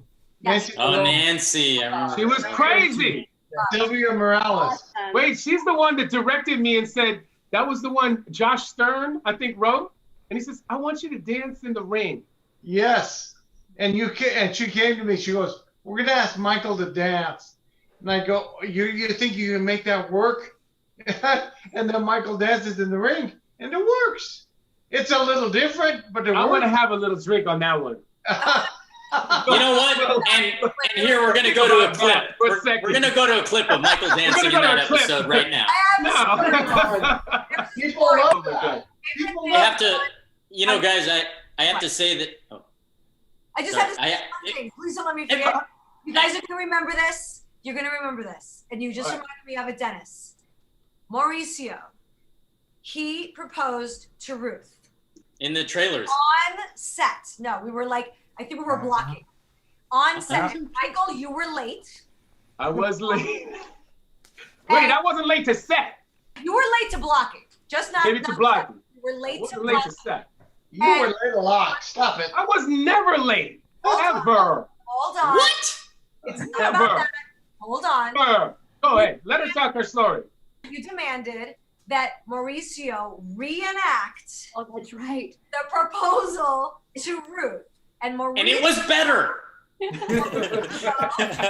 was right. I will reenact it if you reenact the entire choreography for Beat It. Oh, yeah. Oh. I'm kidding. He's ready for this Oh. moment. And as a matter of fact, I would like him to do it again. No. That's right. That's Wow. right. No, when remember- Peter I Moreno remember came that. on, and then they were like, you guys both did West Side Story on Broadway. No, you did. You I did the did it? Beat It thing. You did the thing. And I did the thing, but I did it. I did do it. Good memory, Marisol. That's I right. even forgot that. That's crazy. Wow, I had even forgotten that. There's a lot of happy memories from Paramount. I mean, to this day, whenever I go to Paramount, I'm like, we used to own these stages. We had four stages? 1, 2, 3, No, and we 10. had we had 2 stages until Daniel got caught on the Star Trek stage. Yeah, I And then we got kicked Well- off of Paramount. Remember Well, that he one? also brought his We're like, barbecue grill. Okay, we He gotta was let you guys. he was living out of his trailer. No, we had No, I just wanted to show my new What happened? What happened? brother-in-law. He loves Star Trek and he wanted to sit in Captain Kirk's chair. You guys, And this is had- years before he Matthew had McConaughey. security You gotta come and, like, understand. engulf me and almost fucking handcuff me. It was ridiculous, but sorry. Police brutality. Police brutality. Yeah. No. Ay, qué travieso. No, hey, Why? 'Cause I'm Latino? What's going on? Wait, No, Daniel, because you you're broke the law, you're sir. still going on. Leone, can I go guess on. We can I move guess on. we all got our reunion. The reunion we've been asking for. You know, I do have some clips, but I'm really enjoying this part. But one of the clips I did have queued up, I'm not going to play it, but it was a great dialogue between Tony Plana and Elizabeth Pena. Kind of set the tone, if you will, for the entire series. Tony, if you would, share your thoughts about working with Elizabeth Pena and, again, creating these iconic characters that have literally stood the test of time of 20 years. You know, I don't know if you know this, but I had known Elizabeth for a long time before we worked together on Resurrection. We had met in Los Angeles because she was very close to some of my Cuban cousins in New York. And when she came out to LA to try to be an actor in LA, she called me. You know, my cousin Paul was good friends with her. So look up Tony. I showed her around. We went to see a play with Richard Dreyfuss and went backstage to say hello. And as a result of that meeting, Elizabeth got the job on Down and Out in Beverly Hills. Wow. Which launched that career. You know, so I had known him for a long time, and I watched her from the very beginning because I was one of her first major breakthroughs. And then I also worked with her on Lone Star. So, but then we had never really had any scenes together. And so working with Elizabeth to me was, you know, finally I had a chance to work with her. And the word extraordinary doesn't quite explain the kind of talent she had. It was so integrated and, you know, honest and powerful and unpredictable. It was just such a ride to work with her, because every take was different. And then to work with her as a director on Saliendo, it just gave me a chance, instead of just being an actor opposite her, but also just as a director to watch her work. You know, I never even tried to direct her because it was all there. And you know, then we did that other episode where she was raped. And Oscar Machoso. With Oscar Machoso, may he rest in peace. May he rest in peace. What? Yeah. Yes. 62 years old. He died about 3 years ago. Oh. Just never woke up of a heart attack. Oh. Anyway, just to watch her work, and she would have her little papers off stage, and she would look at her lines, put them back down, and then just fly. It was like, I guess the best way I could describe it is like kind of controlled careening. You know, it's like it was just so spontaneous. She's and very yet in the moment. Yes, right. That's right? a great description. Controlled careening. That's a great description. You know, it was so amazing, and it was generated organically every time. She's just a rare bird. Yeah, she You was. never saw her working. Yeah. It was always so present and spontaneous and full, 100%. You know, And I miss her dearly, because our families got a chance to get close. We got close with my kids and her kids, and we went to Disneyland and different places, Knott's Berry Farm together. Those are just amazing memories that we got to share. So tragic. And every Friday afternoon after we wrapped, she and I would bring the ingredients and make margaritas on the loading dock behind the show. You can't do that anymore. You can't do it. Every time I try to bring that up in Mimosa Mondays, hey, listen, the cop out would sneak in and have barbecues in front of his trailer on the weekends. He would live there. No, he lived there. Let's be honest. He lived there. Man. But you know what you're saying, Tony, about Elizabeth, man, is I was very fortunate to be able to work with her again years later, and she played my mother. And it was a very special time. On what, Nick? It was an ABC show called Off the Map. It was like the one Shonda Rhimes show that wasn't a hit, and of course I was there. And she played my mother, and what was so amazing about it was, I felt like I was at a point in my career where, and maybe we kind of crossed at the same point, in that, I knew there was stuff that she was doing for money, and, as far as jobs that she wasn't as into. And so what I mean is, we had so much more of a connection offset. What we did at work was almost by rote, because we had already done the background. We were already family. Now we had to find a different relationship. That was the easy part. What was amazing was getting to know each other as human beings, as Elizabeth, as Nicholas, this many years later. It was 2010, so we're talking about a good 10, 11 years later.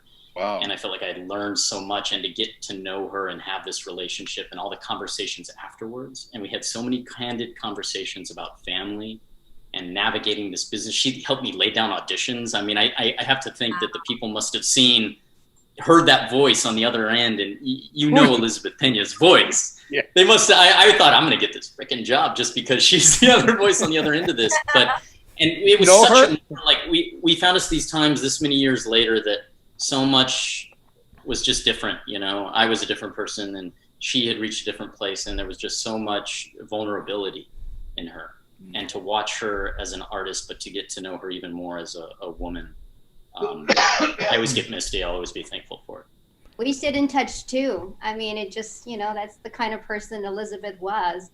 she came and directed an episode of Ilse, you know, of my web series. I mean, she was just so generous. I asked her, I was like, le pregunto a Elizabeth, le pregunto, y le pregunté, and of course, she showed up. And her daughter, Fiona, tan linda, like she was on set taking care of the kids. So like, you know, her beautiful children, of course they were wonderful kids. Of course they are, you know, and yeah, we get in touch. We also did a thing years later, which ended up being an amazing experience. We did the Mark of Zorro con Val Kilmer, and I did that because of Elizabeth, you know, so she was just a wonderful force. And a sweet, amazing woman, but at the same time, such an incredible, like, raw force of strength at a time when a lot of people weren't standing up for themselves, especially Latinos. And I remember one of the funniest stories, and I probably have the least information on it. I don't know if I should even tell it, but when she, you know, they were asking us all to show our, you know, go nude on the show. You know, it was Showtime, so, you know, they wanted to show everybody's butt or, you know. And I remember it came down to. No, we only wanted to show your butt. And I didn't know it. So we showed Mauricio and Tony's. But what I remember is Elizabeth, they wanted her to show her breast. And I remember I heard the story trickle down that Elizabeth went into the prep meeting, or maybe it was an exec meeting, and threw down the chicken cutlets, you know, that she wore and said, "You want to show BB's tits?" Oh, that's there right. They are. Put a camera on that. There you go. Because we're selling fantasy here, and these two things aren't going to work. So what do you want to do? You know? And she had no problem with it. And what a badass. We had talk about nudity. I was in what we were shooting in. It wasn't Mexico, but we were shooting a boxing event in Tijuana. What was supposed to be Mexico. Supposed to be Tijuana. It was at a Chateada ring. Yeah. And I was doing a boxing, and I'm fighting against Jeremy Williams, right? And Jason Beeg was the co-star who ends up crippling me again. But before he cripples me, I have this amazing night with this young lovely that you cast. We're both butt naked in this bed, shooting butt naked. She gets out, the whole crew comes over, towels, things. I'm butt naked. Nobody comes. And I'm like, No. You had a sock. Very small. Oh! You had a baby sock. All I want to know is how everybody got out of those moments, because I remember I went to Dennis and I pleaded. You were happy to do it. I remember. You wanted to show your butt. You wanted to do it. Listen. I still have PTSD from seeing Mauricio naked. So does Ruth. I remember being in my. He said, "So does Ruth." I remember too soon. Too soon. David, our makeup, came in to face on my butt. Go ahead, Mauricio. Go ahead. We are listening. I'm sorry, Mo. Go ahead. No. I just said that I just remember David coming into my trailer to put bass on my butt. Yeah. Oh, I remember. That's the part that traumatized me the most. Tony had to do it. Yeah, why were you in that trailer, Tony? Tony volunteered. That was my POV. So Richard, please step in now. I was going to say, should we talk about craft services next, or? No, but listen, I don't know if you remember this, but I think it was about Elizabeth doing some sort of nude scene or whatever, and she said, "Let me tell you, this is how I practice birth control." She was wearing a robe, and she just went like this.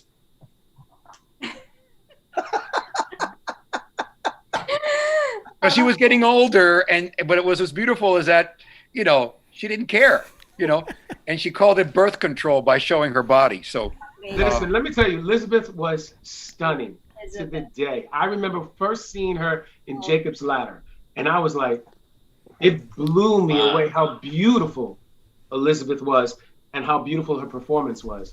And to the day when I worked on Resurrection Boulevard and I found out that Elizabeth was doing this, I was like, I mean, the biggest crush, because she still was so stunning and such a stunning actress. and so utterly effortless for her. Even though she worked so hard, but when she did it, it was just effortless. And she would laugh if she messed up. Okay, we'll do it again. Okay. So what? Yeah, You got more Dennis, film.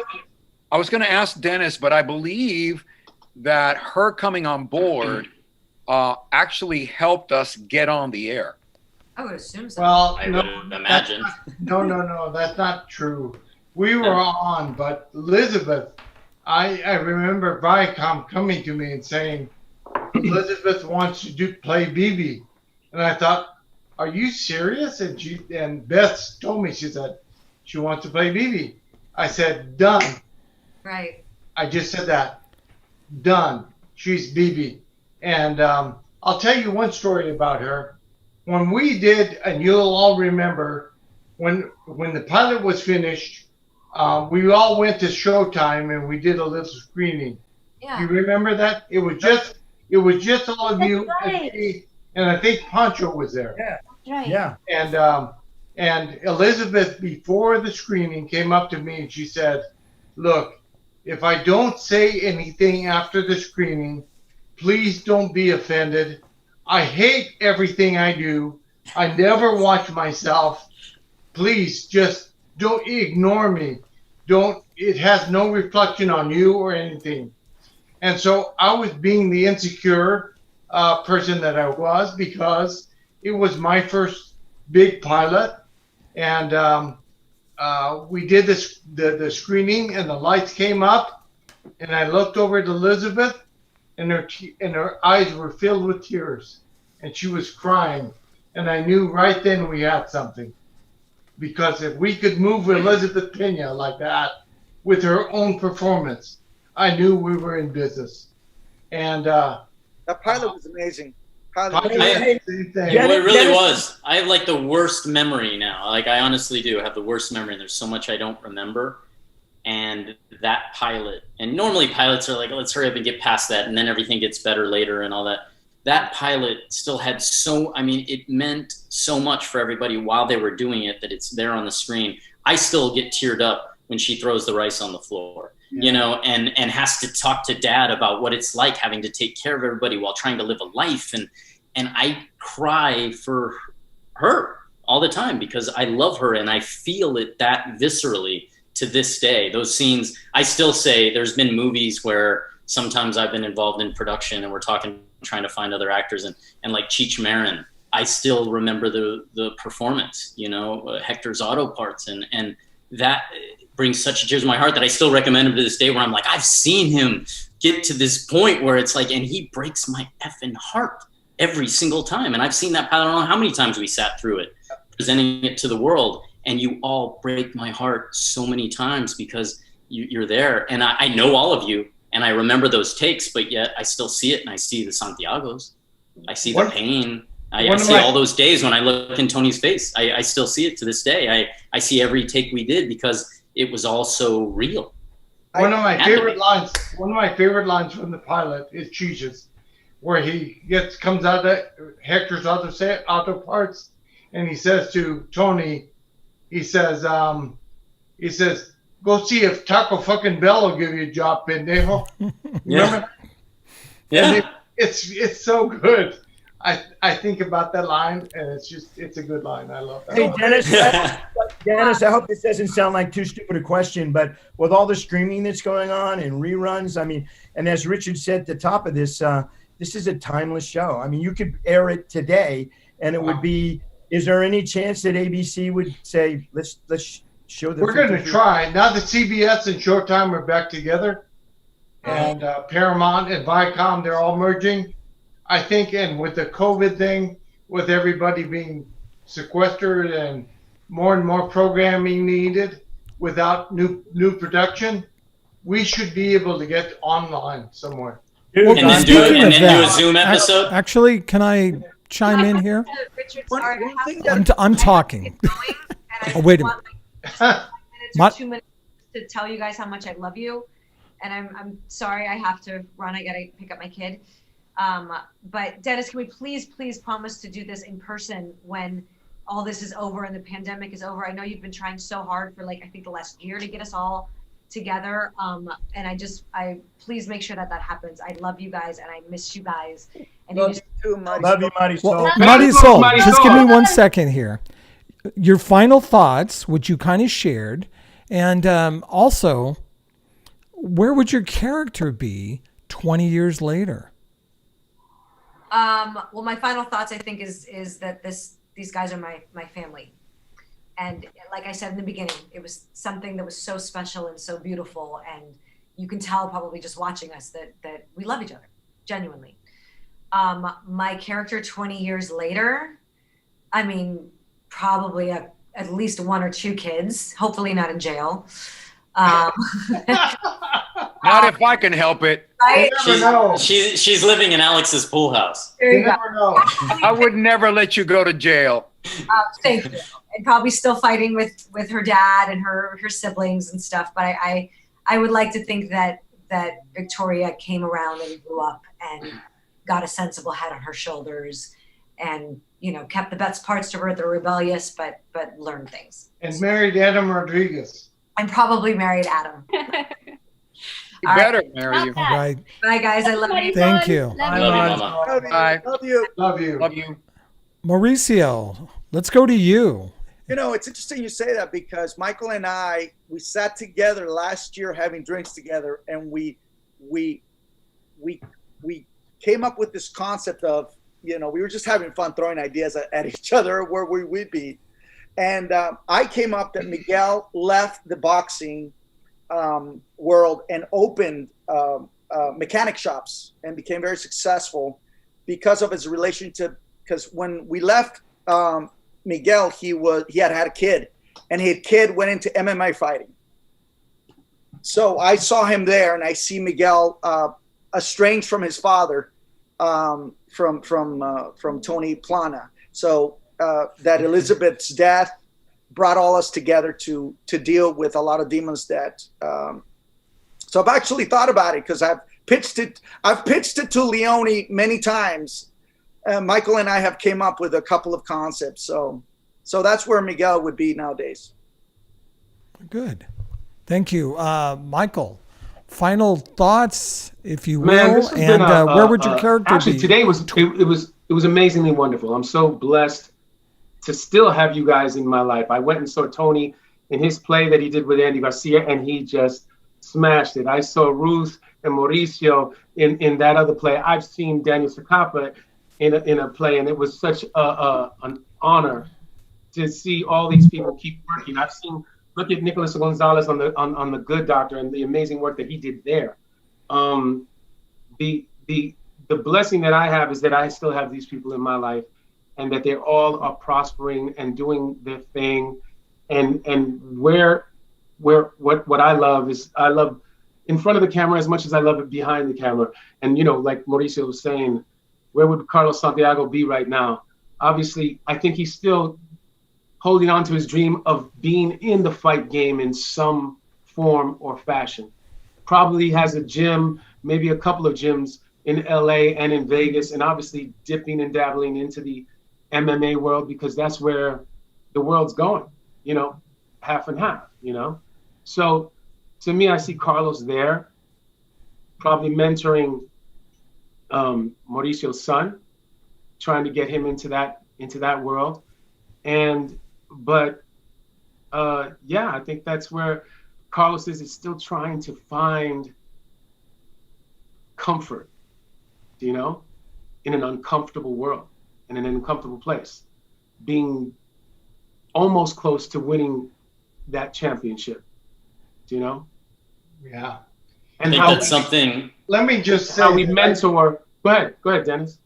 Let me just say that I did try to redevelop RB for the CW, and it was a problem because we don't have any superheroes or it was MMA, but it was a young woman, and I tried to do it. I just somehow it just didn't come off the way I'd hoped.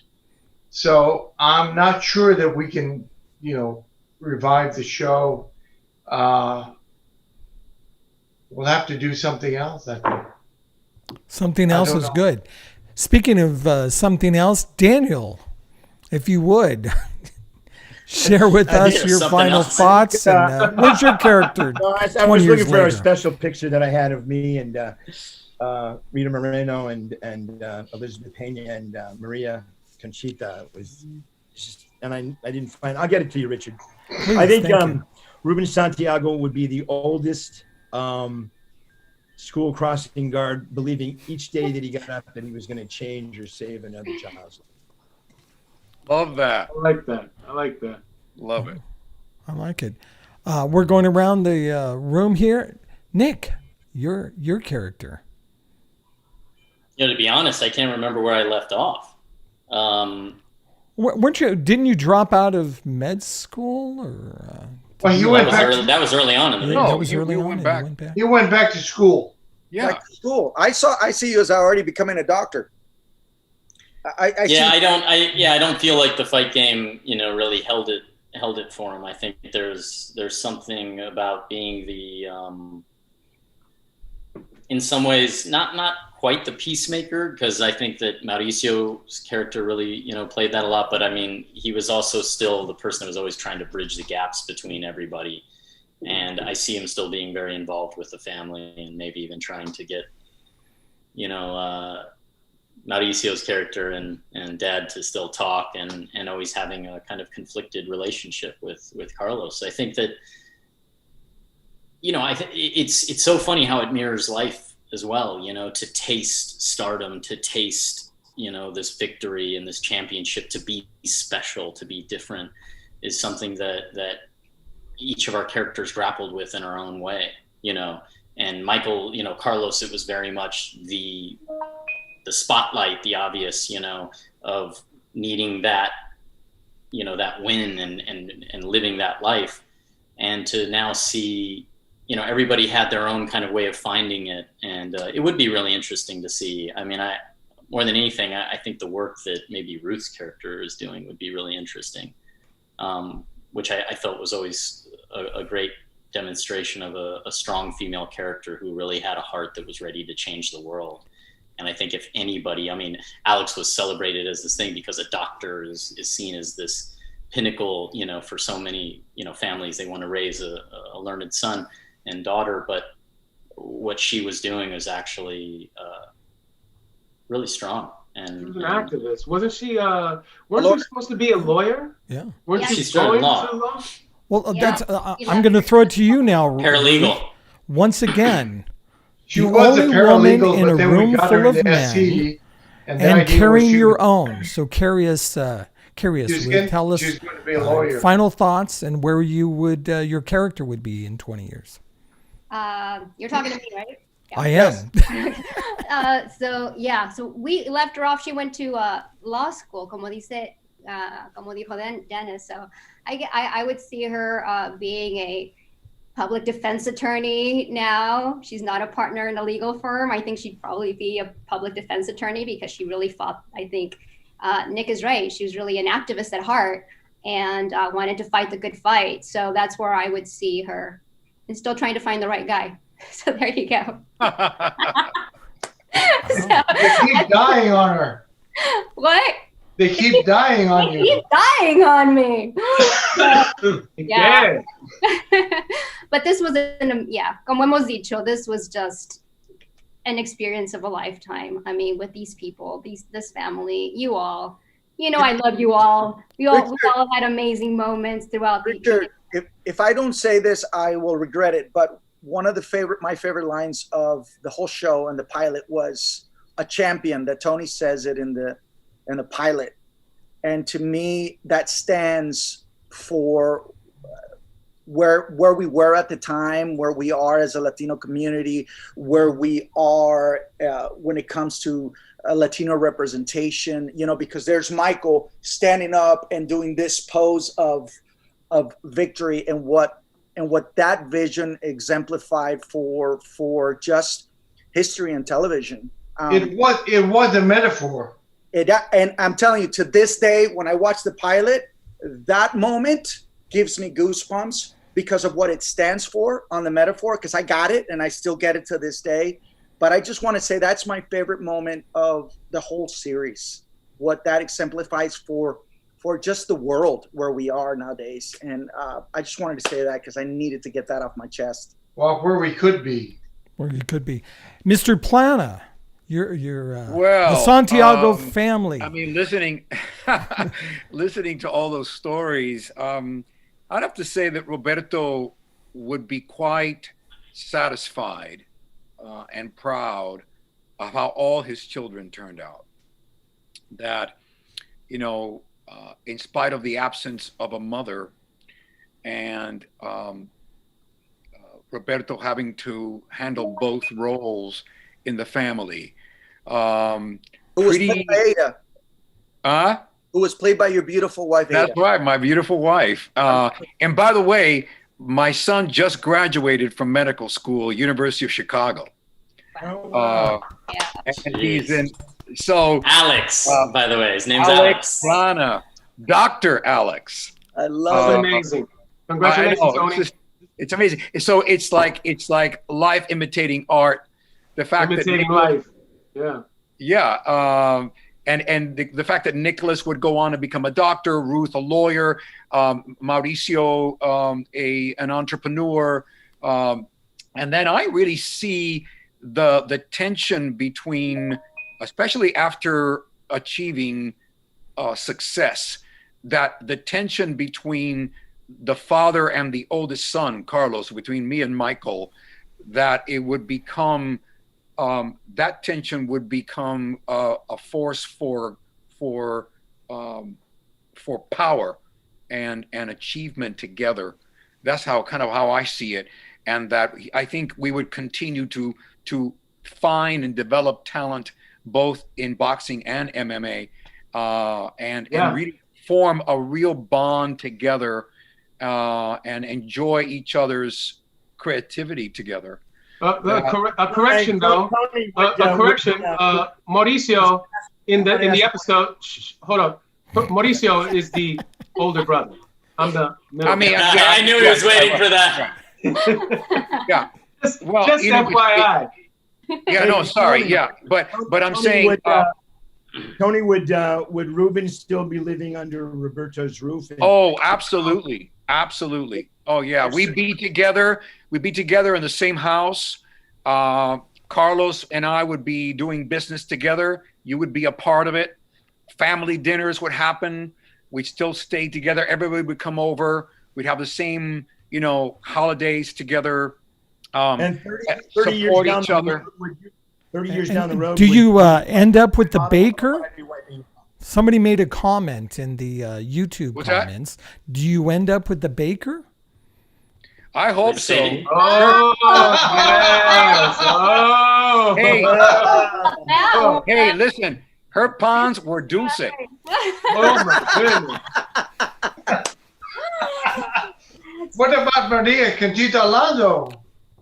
She can't bake. She can't bake like that. I think Dennis has to get to work. That's what I think. Yeah, Dennis, look at all the ideas just for this moment. He's like, if it was only that easy. It was only that couple of thoughts before I let Dennis close it off. I am not doing justice to the comments, both on Facebook and YouTube in the comments section, and I believe on Twitter as well. I mean, there's just tons of comments. They know more about this show than you guys. So, I mean, I think if you take a time and look through those comments, you'll be blown away by the detail. My final thoughts on this is I've met all of you guys on the red carpet at some point, the Almo Awards down in San Diego at festivals. You've always been kind to me. I always appreciate the time that you guys spend with media. Some of you guys I have spoken to over the phone the last few days on trying to put this together. And thank you so much for your time and letting me be a part of it. I know people look at the screen like, who the hell's this guy? Well, I was on the other side of the camera pointing a microphone at you guys. Well, I wait, hold on a second. I want to thank Richard for doing all this and putting this together. Thank you, Richard. I know Thank you, it Richard. wasn't Thank you, Richard. Thank you, Richard. Love you, bro. God bless Thank you. you. Besos, abrazos. You All guys are that. unbelievable. Ruth came out and spoke at our Latina conference a few years ago. Dennis has always been gracious at the Nalip. All you guys stopping by. The rest of you guys. Yeah. not so much. Daniel, Nick. Two out of You one 18 time ain't bad. stopped by and let me take Nick a picture. Gonzalez, I you really haven't appreciate changed that. one bit. None of you have. Not a bit. But Dennis, Let me close just us say out before we today. go, this show has been my dream. You're all part of my dream. You're all part of my family now. And I can't thank you enough. I love you all. And I just want to say one more thing about the fans. Thank you all for always being there, being so passionate after all these years, still wanting season 2 and 3. And I also want to say happy birthday to my cousin, Cynthia. I don't know what else. That's Well, it. Dennis, I love real you all, quick and here. I don't know what else. You didn't mention Isai Morales, who was Happy part of birthday, the show. Cynthia. And Dennis is out, evidently. Oh, he's gone. That was it. He's like, He's blacked out, and he's like, and peace, mic drop. Okay. Dennis Leone, ladies and gentlemen. Well, hey, Richard, you know, does you anybody, edit now that something Dennis together? isn't here, I'm good with it. If anybody has any selfish plugs, what you guys are doing, if you want to go around the horn one more time. Nah, let's talk Oh, about man. this. Let's talk about this. All right, Well, we're good. I have to tell you Follow that me on IG. Hey, Follow me on I have IG, to- AKA_DELO, because you know I need some followers. I'm I have going to to tell put you about Dennis, links that in he all the always says something website. really wonderful. Oh, Dennis He is says, back. Dennis is back. And we have Daughter Selena. had to help him. Or we had Dad, Selena. this is how you turn it on. No, my you, internet Stephen. went screwed. Okay, I want to show you something. Oh! Santiago. Santiago. I wore it just for you. Wow, look at that. What is I still have the hot sauce. I have the box of hot sauce that you don't want to eat, but it has our picture on it. Yeah, I have a whole case. I've got tons so of look at pictures. that. Background. I always quote Dennis because he always says that the great thing about being a producer on television, producer and writer on television, is that you get to choose your own family. That's true. Wow. You know, In this case, and yes. I have to say credit to you, Dennis. You have wonderful taste, first of all, and you did a wonderful job of picking this diverse group of super talented people that actually gelled every day for 3 years. So Dennis, that's a Dennis, remarkable talent. I just want to thank you, Dennis, for this blessing in my life. Not only these amazingly talented actors to call a family, but they're amazing human beings as well. And Amen. God bless you all. Amen. Thank you. I love you all. Thank you, Dennis. You're We're good. Hey, here's dear to my a heart. picture of Nick Gonzalez and Elizabeth And you Pena. always will be. Look, there's Elizabeth. You know, Yes, I've always had you queued up. Like if I ever won something worth it, that I would thank somebody for. And thank you for my career, to be honest, because there was like so many things going against, me at the time, and so many things that had to happen, and gosh darn if they happened. And you took that chance on me, and my life has absolutely changed. And every day that I am doing what I do, wow. I think about that opportunity, because honestly, I've had other jobs before, but it was this that completely changed my life.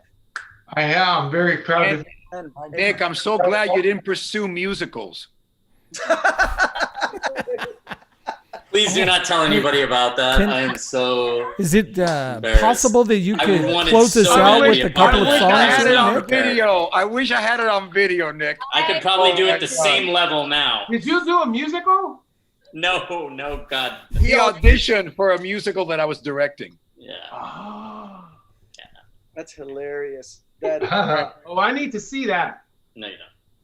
We'd all like to see it. Maybe privately, Michael. Tony, you were talking about PTSD. Look, I'm so regretting that bringing up Mauricio's rear end that I'm suffering now. Well, we have a little meter on the on the feed. That was the low point of the telecast at that point. Actually, it was kind of like this, Mauricio. There's jumping the shark and showing Mauricio's ass. However you want to stipulate that point in the show. I told Dennis not to do it, but Cue up the video. Wait, you can do a reenactment right now. Let's not. Please, I need the ratings. Let's not. I'm so cumbia. You know, I love that that I get to, you know, that we're still all in this crazy game, and that I get to watch the WASP network, and also on Tony appears. And that the other day I walked in and my sister-in-law was watching The Good Doctor, and I sent Nick a picture that I get to walk in. I mean, that everybody's just still doing what they love. It's such a privilege to be able to just look at each one of you and know that you guys were each one are still part of my family. You guys have a place in my heart that will always be there, each one of you. Te amo mucho, Mauricio.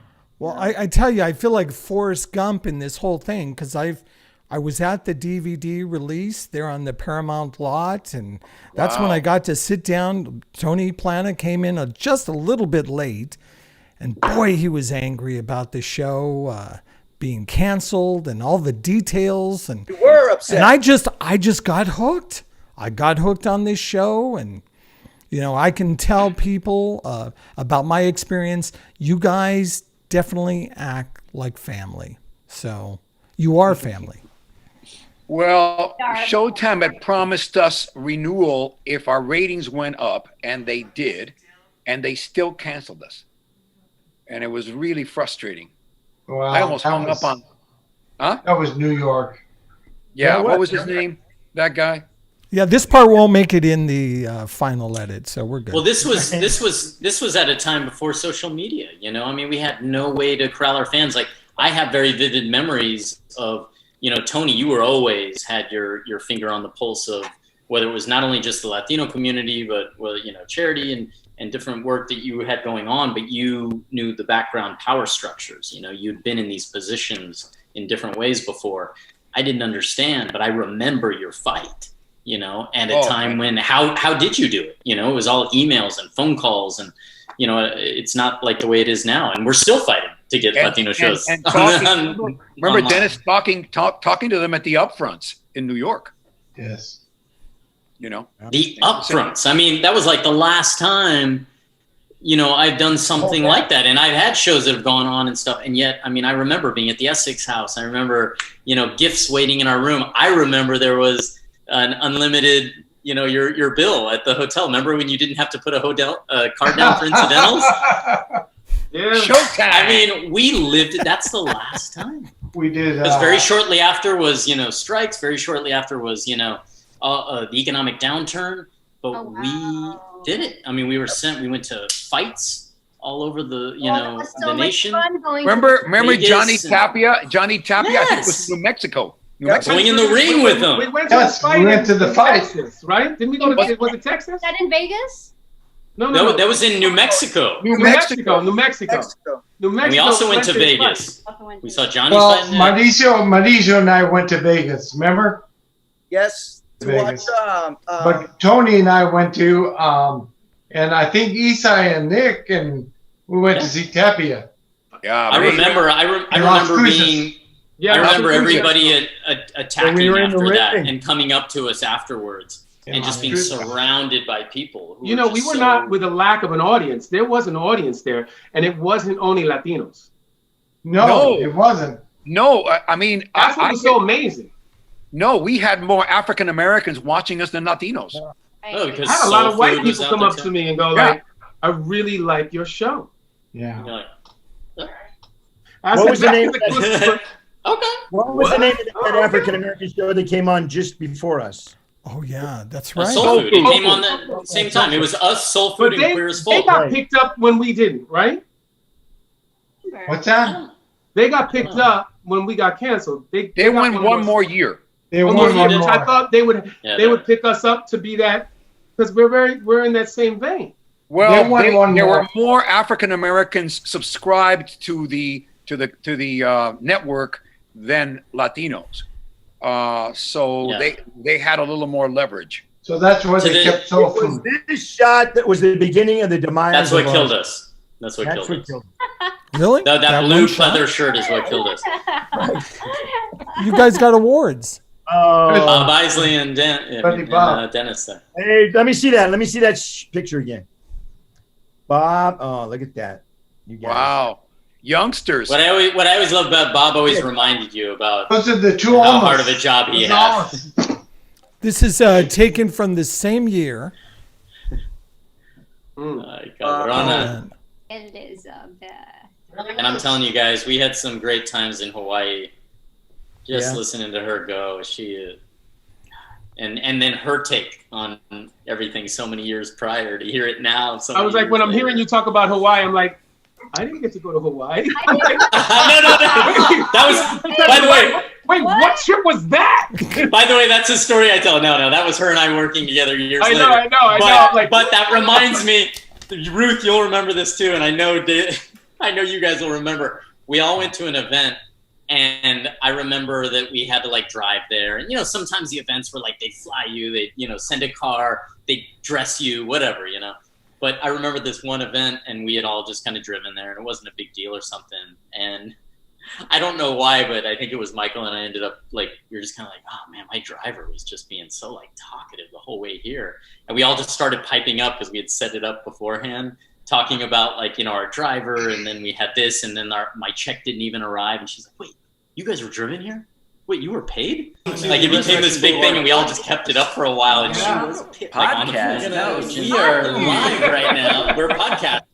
Hey, who was that? Elizabeth? No. No, Marisol. Oh, yeah, Marisol. Yeah. So worked up. Like, are you kidding? I love Elizabeth it. didn't care. I love it.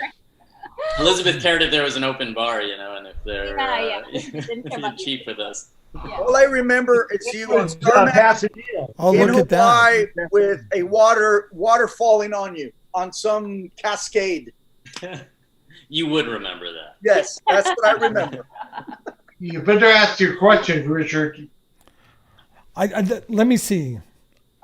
He's like, there are two people on watching. No. No, Seriously, I think you guys will be. I'm just not doing this justice. My sister logged on, so we've doubled. My cousins, Selena and Sierra. No, but this will really get you guys Sierra. going again. They want to know why there is not more. That's the constant theme. Why are there not more Latinos on television? And why isn't there, other than we have One Day at a Time right now, playing on a cable network, I believe, or a sub-cable network. It's on. No, it's now. It's on No, it's Pop. on Pop now. On Yeah. Pop now. Oh, okay. And so It was on that's what they Netflix, want to right? know, why Netflix there booted isn't a it. television show Netflix with a got rid of it, predominantly Pop Latino it up. cast. Well, listen, I've heard this sad song for 45 years. Right. And I know what They Dennis is say going to this say. is going to be the year. Rather And than 45 rather than years actually later, have that by the way, conversation, Richard, our rather than have the numbers- conversation, I think it's honestly more important to say like it actually would sound the same as it did years ago. Exactly. Because diversity might mean there's more of us working, but I don't care about that. It's representation, and we were peppered in, we're still used. It's still not commensurate, and even when we are telling our own stories, they won't even give us the license to think that the rest of us are, these stories are universal. And when we see in storytelling, and specificity is universality, there really is. And the more that these special stories are told, the more I just finished watching I'm No Longer Here. You guys seen that film? No. Oh my gosh, you got to watch it on, well, you probably know it by the Spanish title, but it's on Netflix. And such a specific film, and yet such a universal message. And that's what I think is the understanding that's lacking, is people think that this is something out of the world I don't know. So I need to see things look, I know we care have, about it. We have some sort of a marginal presence on television, of course, cable, different platforms. But in movies, in major studio releases, we don't even exist. Don't No. exist. I think a lot of times in reality, we don't have the representation behind the camera, meaning in the executive offices, in that glass ceiling area, because you see what you see. You look at yourself in the mirror, and that's what you see. Do you know? I think we need behind the camera just as much as we need in front of the camera. Look, everyone here is super talented. Everyone here, everyone here could carry their own show. Okay? I've gotten a lot of flack because I've said that they have to stop hiring Latinos to be vice presidents of diversity and start hiring them to be vice presidents of development. No, I agree. And to my point, 20 years ago, you guys started this journey. 20 years later, our buying power, our population, Latinos and executives, we've graduated in entertainment generations of in the last year alone. That's just the Latino community. And we're at 18% of the population.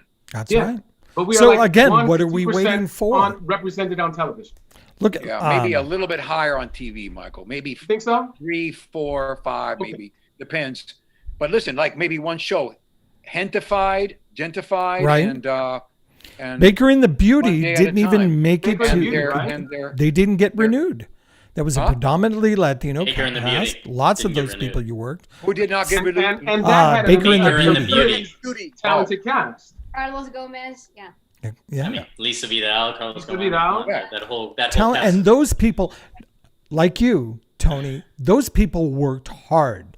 They worked their network and got people. They even had a signature campaign that got over 150,000 signatures. And they shot entirely in Puerto Rico, so they had representation in front of the camera, behind the camera. They gave crew members work that probably never had work before. Of representing and Michael, that was post Maria, post earthquakes. Right. I mean, they're still hiring people down there and giving them work. I mean, which I think is amazing. I'm staying out of this. It's a sad old song, unfortunately. Here's the uphill battle that we face. We face that we have to all participate in creating stories. You know, I mean, that's the thing that I've been doing now. I mean, me and Mauricio have worked together before. I mean, all you know that I direct and I write. I mean, I have a project called Gotham City Boys. It's about a Latinx superstar. This is what I'm trying to put out there is representation that we can all be and tell stories that are not just myopic and they don't just appeal to us because we're Latino. They appeal to us because we're human. Well, I know that I speak for a lot of people because the comments are in here. We need to move forward. But Nick, when you left the show, like The Good Doctor, that broke a lot of people's hearts. Food, but they're the same stories. We love, we laugh, we cry, we eat, same ways. Well, we yes, the chair recognizes Ruth Olivier. Yeah. All right, what are you talking about me now? Yeah, we are talking. The chair recognizes Ruth Olivier for a couple of minutes there. Ruth Olivier, go ahead, Ruth. Please eat, Michael, please. Yeah, no, I'm hungry. On that note, Disney's doing some work. I'm happy to report that in the last week, my pilot is one of 4 chosen to be workshopped at a Disney intensive. So I'm working on that now. One of my pilots. Bravo. Writing. Yeah. So, but you're right. That's what we have to do. We have to do more of that. We have to do more of the writing and the creating and, but we need people in positions of power to be able to greenlight these projects. And so the scripts don't just sit there and end up never being seen or never being produced, right? So it needs to come from every angle. Oh yeah, definitely. Okay. Yeah. Listen, every one of you can star in your own show, period, point blank. Every one of you has that power. We cannot Dennis isn't quite as... No, okay. Yeah. Dennis... No, Dennis doesn't... I like him, don't get me wrong. Dennis is like... Dennis is like, okay, thank you. Thank you very much. He's too Filipino. Yeah. I think that is the funniest line ever. Who is this tall Filipino guy? And then Richard's like, actually, I have a show. I have a show. I mean, 4 people watch it. But... Right. And we're going back on, Which I one? think we're going back on And- PBS and if we ever thank get out of God COVID. that Dennis was able to at least get this one moved forward at the time that he did. Well, and I think that's what it is when you use words like heroic. I mean, this was a heroic effort to get this on Herculean. a network. Herculean. I like that. That's a better Because word. I heard all the fights that he had to go to the network that he never told us about, that I was privy to sometimes at points. And he fought tooth and nail. I just Well, feel like this really feel like goes if it was back. a different. This really goes back to Jerry Alfsay. Jerry had an agenda to put a show on the air, and that's what we need. Otherwise, we're dead in the water. I don't care how good you are. Yeah, I think it was because Who of him you that are. I got on, because I had just done The Wall for Showtime, and he really liked what I did on that. I thank God, right? And then they brought this to me, and I was like, yeah, this is so dope. So dope. So different. Tony, you're getting I know you're there on the East Coast. remember, I was at that, So your uh, screen is screening at starting the to get a little Academy. darker in your Are you room there? here. The Your Wall, lighting, yes. I your met lighting. Graham Nash there. I was in the studio with him, and he was teaching me all his licks, which was amazing. Graham But- Nash? Who's that? I love meeting him. That must have been Nash, before who's my that? time. Who's that? Who's Graham Nash? Graham Nash. I told him I could sing all the Holly songs. Yeah.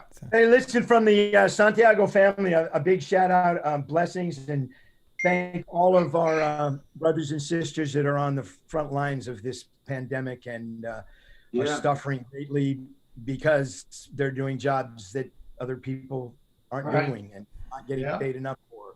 God So bless. we're super blessed to make a living at what we wish to do, and I just all our prayers to you guys out there. Amen. Amen. I agree. I mean, listen, we're living in a crazy. We thought it was crazy when we were all experiencing 9/11 together on the set. This is beyond I crazy. guess I at this didn't point in remember time. that part. And the people that are working super hard to make a save, and then sadly, some people that are. Okay. This I is don't want to go the into it, 9/11. but it breaks my heart because I've known so many friends that have passed away from this I pandemic, know. and it's. It's not a hoax. No. No. Just leave it Nick, there. I know, is out there talking about this issue all the time. On the Hey guys, phone. I gotta go. I gotta have dinner and take the dogs out and. Hey, let's. Do know, you guys do- mind? do- Let's do wrap my this up. I'm honeydews. good. Go ahead. I think I got something I can work with here. Abrazos. I love love you. You're amazing. Big hugs. Love you, Love you, Papa. Tony. Michael, thanks for coming to the show, bro. It's great to And see that's you. the answer. Who let the dogs out? Tony Plana let the dogs out. Plana. Punto. Punto. Dennis, thank you so much. Mauricio, Love you Ruth, all. Thank you, Daniel, Richard. Michael, Thank you, Nick. all of Thank you. you. Love You're you, the Tony. fucking best, Tony. All right, By the way, I'm Ruth- logging off now, gentlemen and Oh, ladies. we're You look logging off. amazing. We're logging off. You look amazing. You look like the same. You look the same. The exact same. You Exact guys look same. amazing. Yeah. Crazy. Ruth, you look amazing. Amazing. I want what you eat. Oh, love you all. By the way, I gotta say, I'm really surprised, Daniel. You look the fucking same. Holy shit. I know, Nah, Daniel. you look the same. It's That that- I didn't expect. You look great. It's Now that you're northwestern air that he's got going up there. Yeah. That's that. No, I like the I'm vest, the whole vibe. I'm about 30 pounds lighter than I was when I was doing You reservation. look great, brother. Plana, All just right. tell us the truth. Your bed is I'm right done. now. Nap time. It's Are you in the October. bedroom? We're trying to let Tony go, but are we good? Everybody? No, we're not gonna let Tony go. No, we're No, gonna keep Tony, him. don't go. Where you going, Tony? No. Bye, Tony. And that was Tony Plana, ladies and gentlemen. Tony Black has left the building, ladies and gentlemen. I can't wait to see all of you in person. I love you all so much. I can't wait to get to hug you and just chat in person. I love you so much. Well, I guess that's it. Are we logging off? We're gonna log off. Do you have anything else, Dennis? I don't think so. I think we've sort of we've. If we haven't covered it in almost 3 hours, then I don't think we have it. Oh, Wow. Wow. we could visit forever, but you know. You know, the one person I want to say something really about is like Isai Morales. I thought we would have talked about him a little bit more. And it was so awesome to watch him. It was almost like if, you know, La Bamba continued, right? You know, we got to see this relationship that so captivated so many of us in a new way, in a new function. And I just watched that scene, what you were talking about, Mauricio, online. Yeah. And I watched him and I remember, I mean, I still get the same feelings as if it's my family watching you guys argue with him and watching he just can't help himself and he's just spiraling down. And, you know, whether, you know, it was so different from Bob, but at the same time, we're watching Bob again, like, you know, in a different way. But they also had this incredible intangible chemistry. Yeah. They really did. They really did. Effortless, but this intangible thing that when even the silences resonated.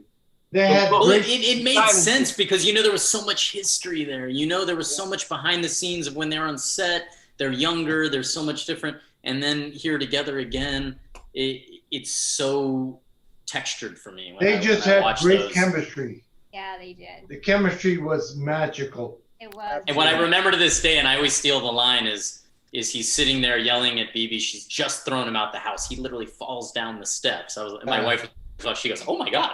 You know, he falls down the steps and you guys, I see Tony open the door and then you and, you know, Mauricio, you and Tony come out and walk across the street and he goes, "Buenas noches, compadres." And just like in this, he's so freaking charming.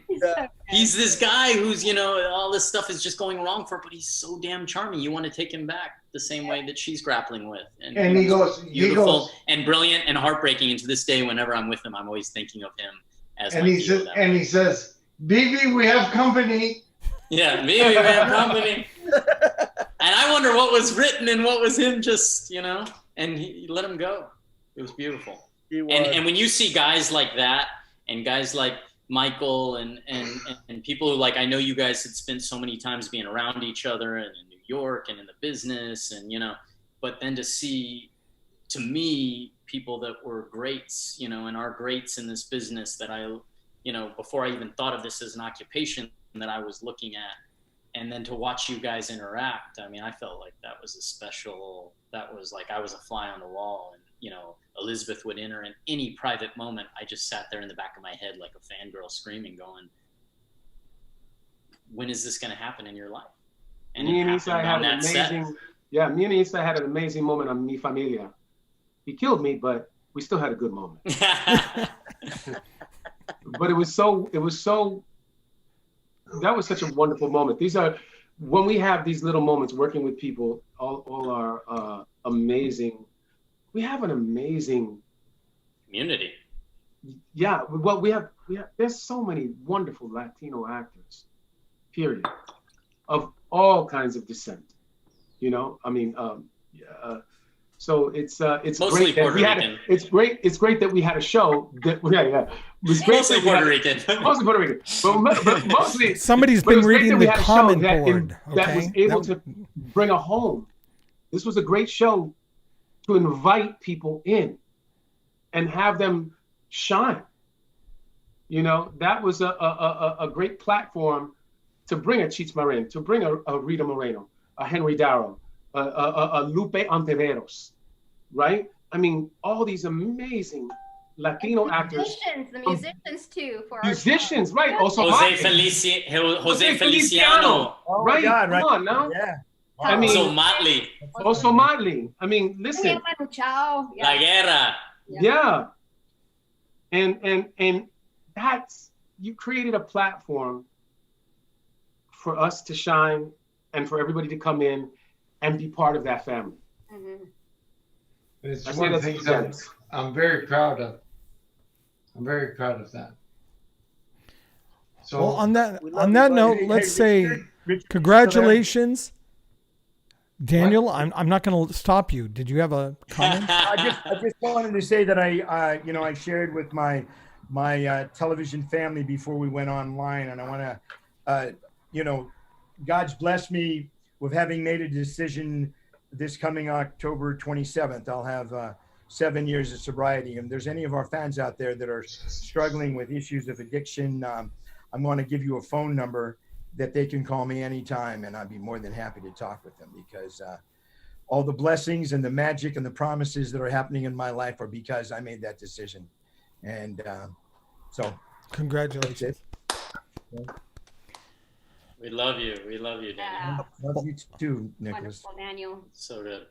On that note, friends. And he will talk to you. Oh, don't worry. He will talk to you. Oh, yeah. Oh, whether you want to or not. I mean, he will. He will talk to you. I need to talk. When you try to get off the phone, no. We need to talk. I know where he is. He likes to talk to people. There's just not a lot of people around where he is. On that note, congratulations to all of you on your 20th anniversary. I hope to do this 20 years from now.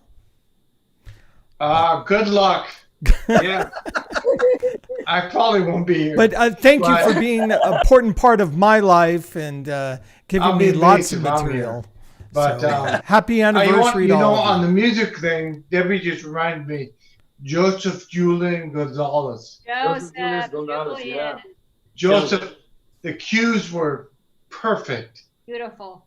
We had beautiful cues and perfect cues, and the whole music thing, everybody from Tom Petty to Santana to B.B. King.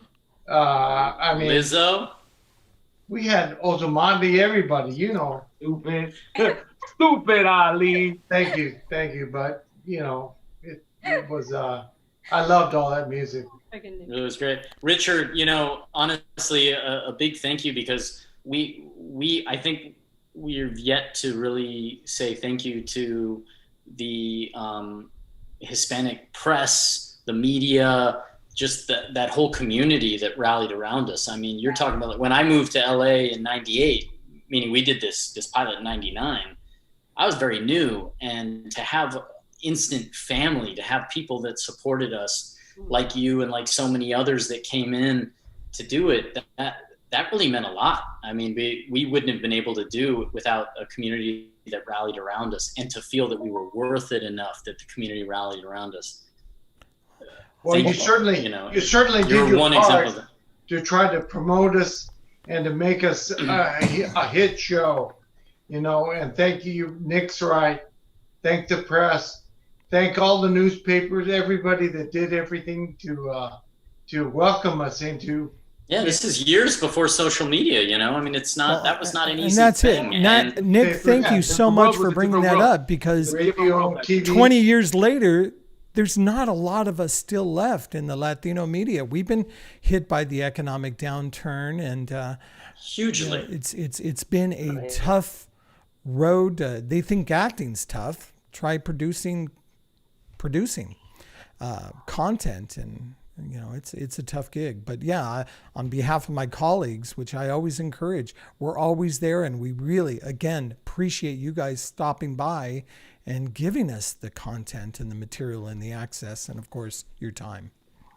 Thank you, Richard. Richard, thank you so much. I had a great conversation with you. Thank you, everybody. Thank you. Love you Besos, abrazos. Besos y abrazos. I love you all. I like Take your care. hair. Okay, can we hang up I am now? ending Is this the time? now. By the way, I just want to to make sure. Come in. Because I know you'll talk about me after I get off the phone. Yeah. No, Dennis is emailing gonna. you guys all You a better Zoom be link. Dennis, because After Dennis this, we're is gonna gonna get say, together "Why and keep didn't you going." do this? All Why right, didn't?" let's do it. They still got tequila left. There you go. Let's do it. Ciao, Take Richard. care. Take care. Adios. Adios. Mauricio. Bye-bye.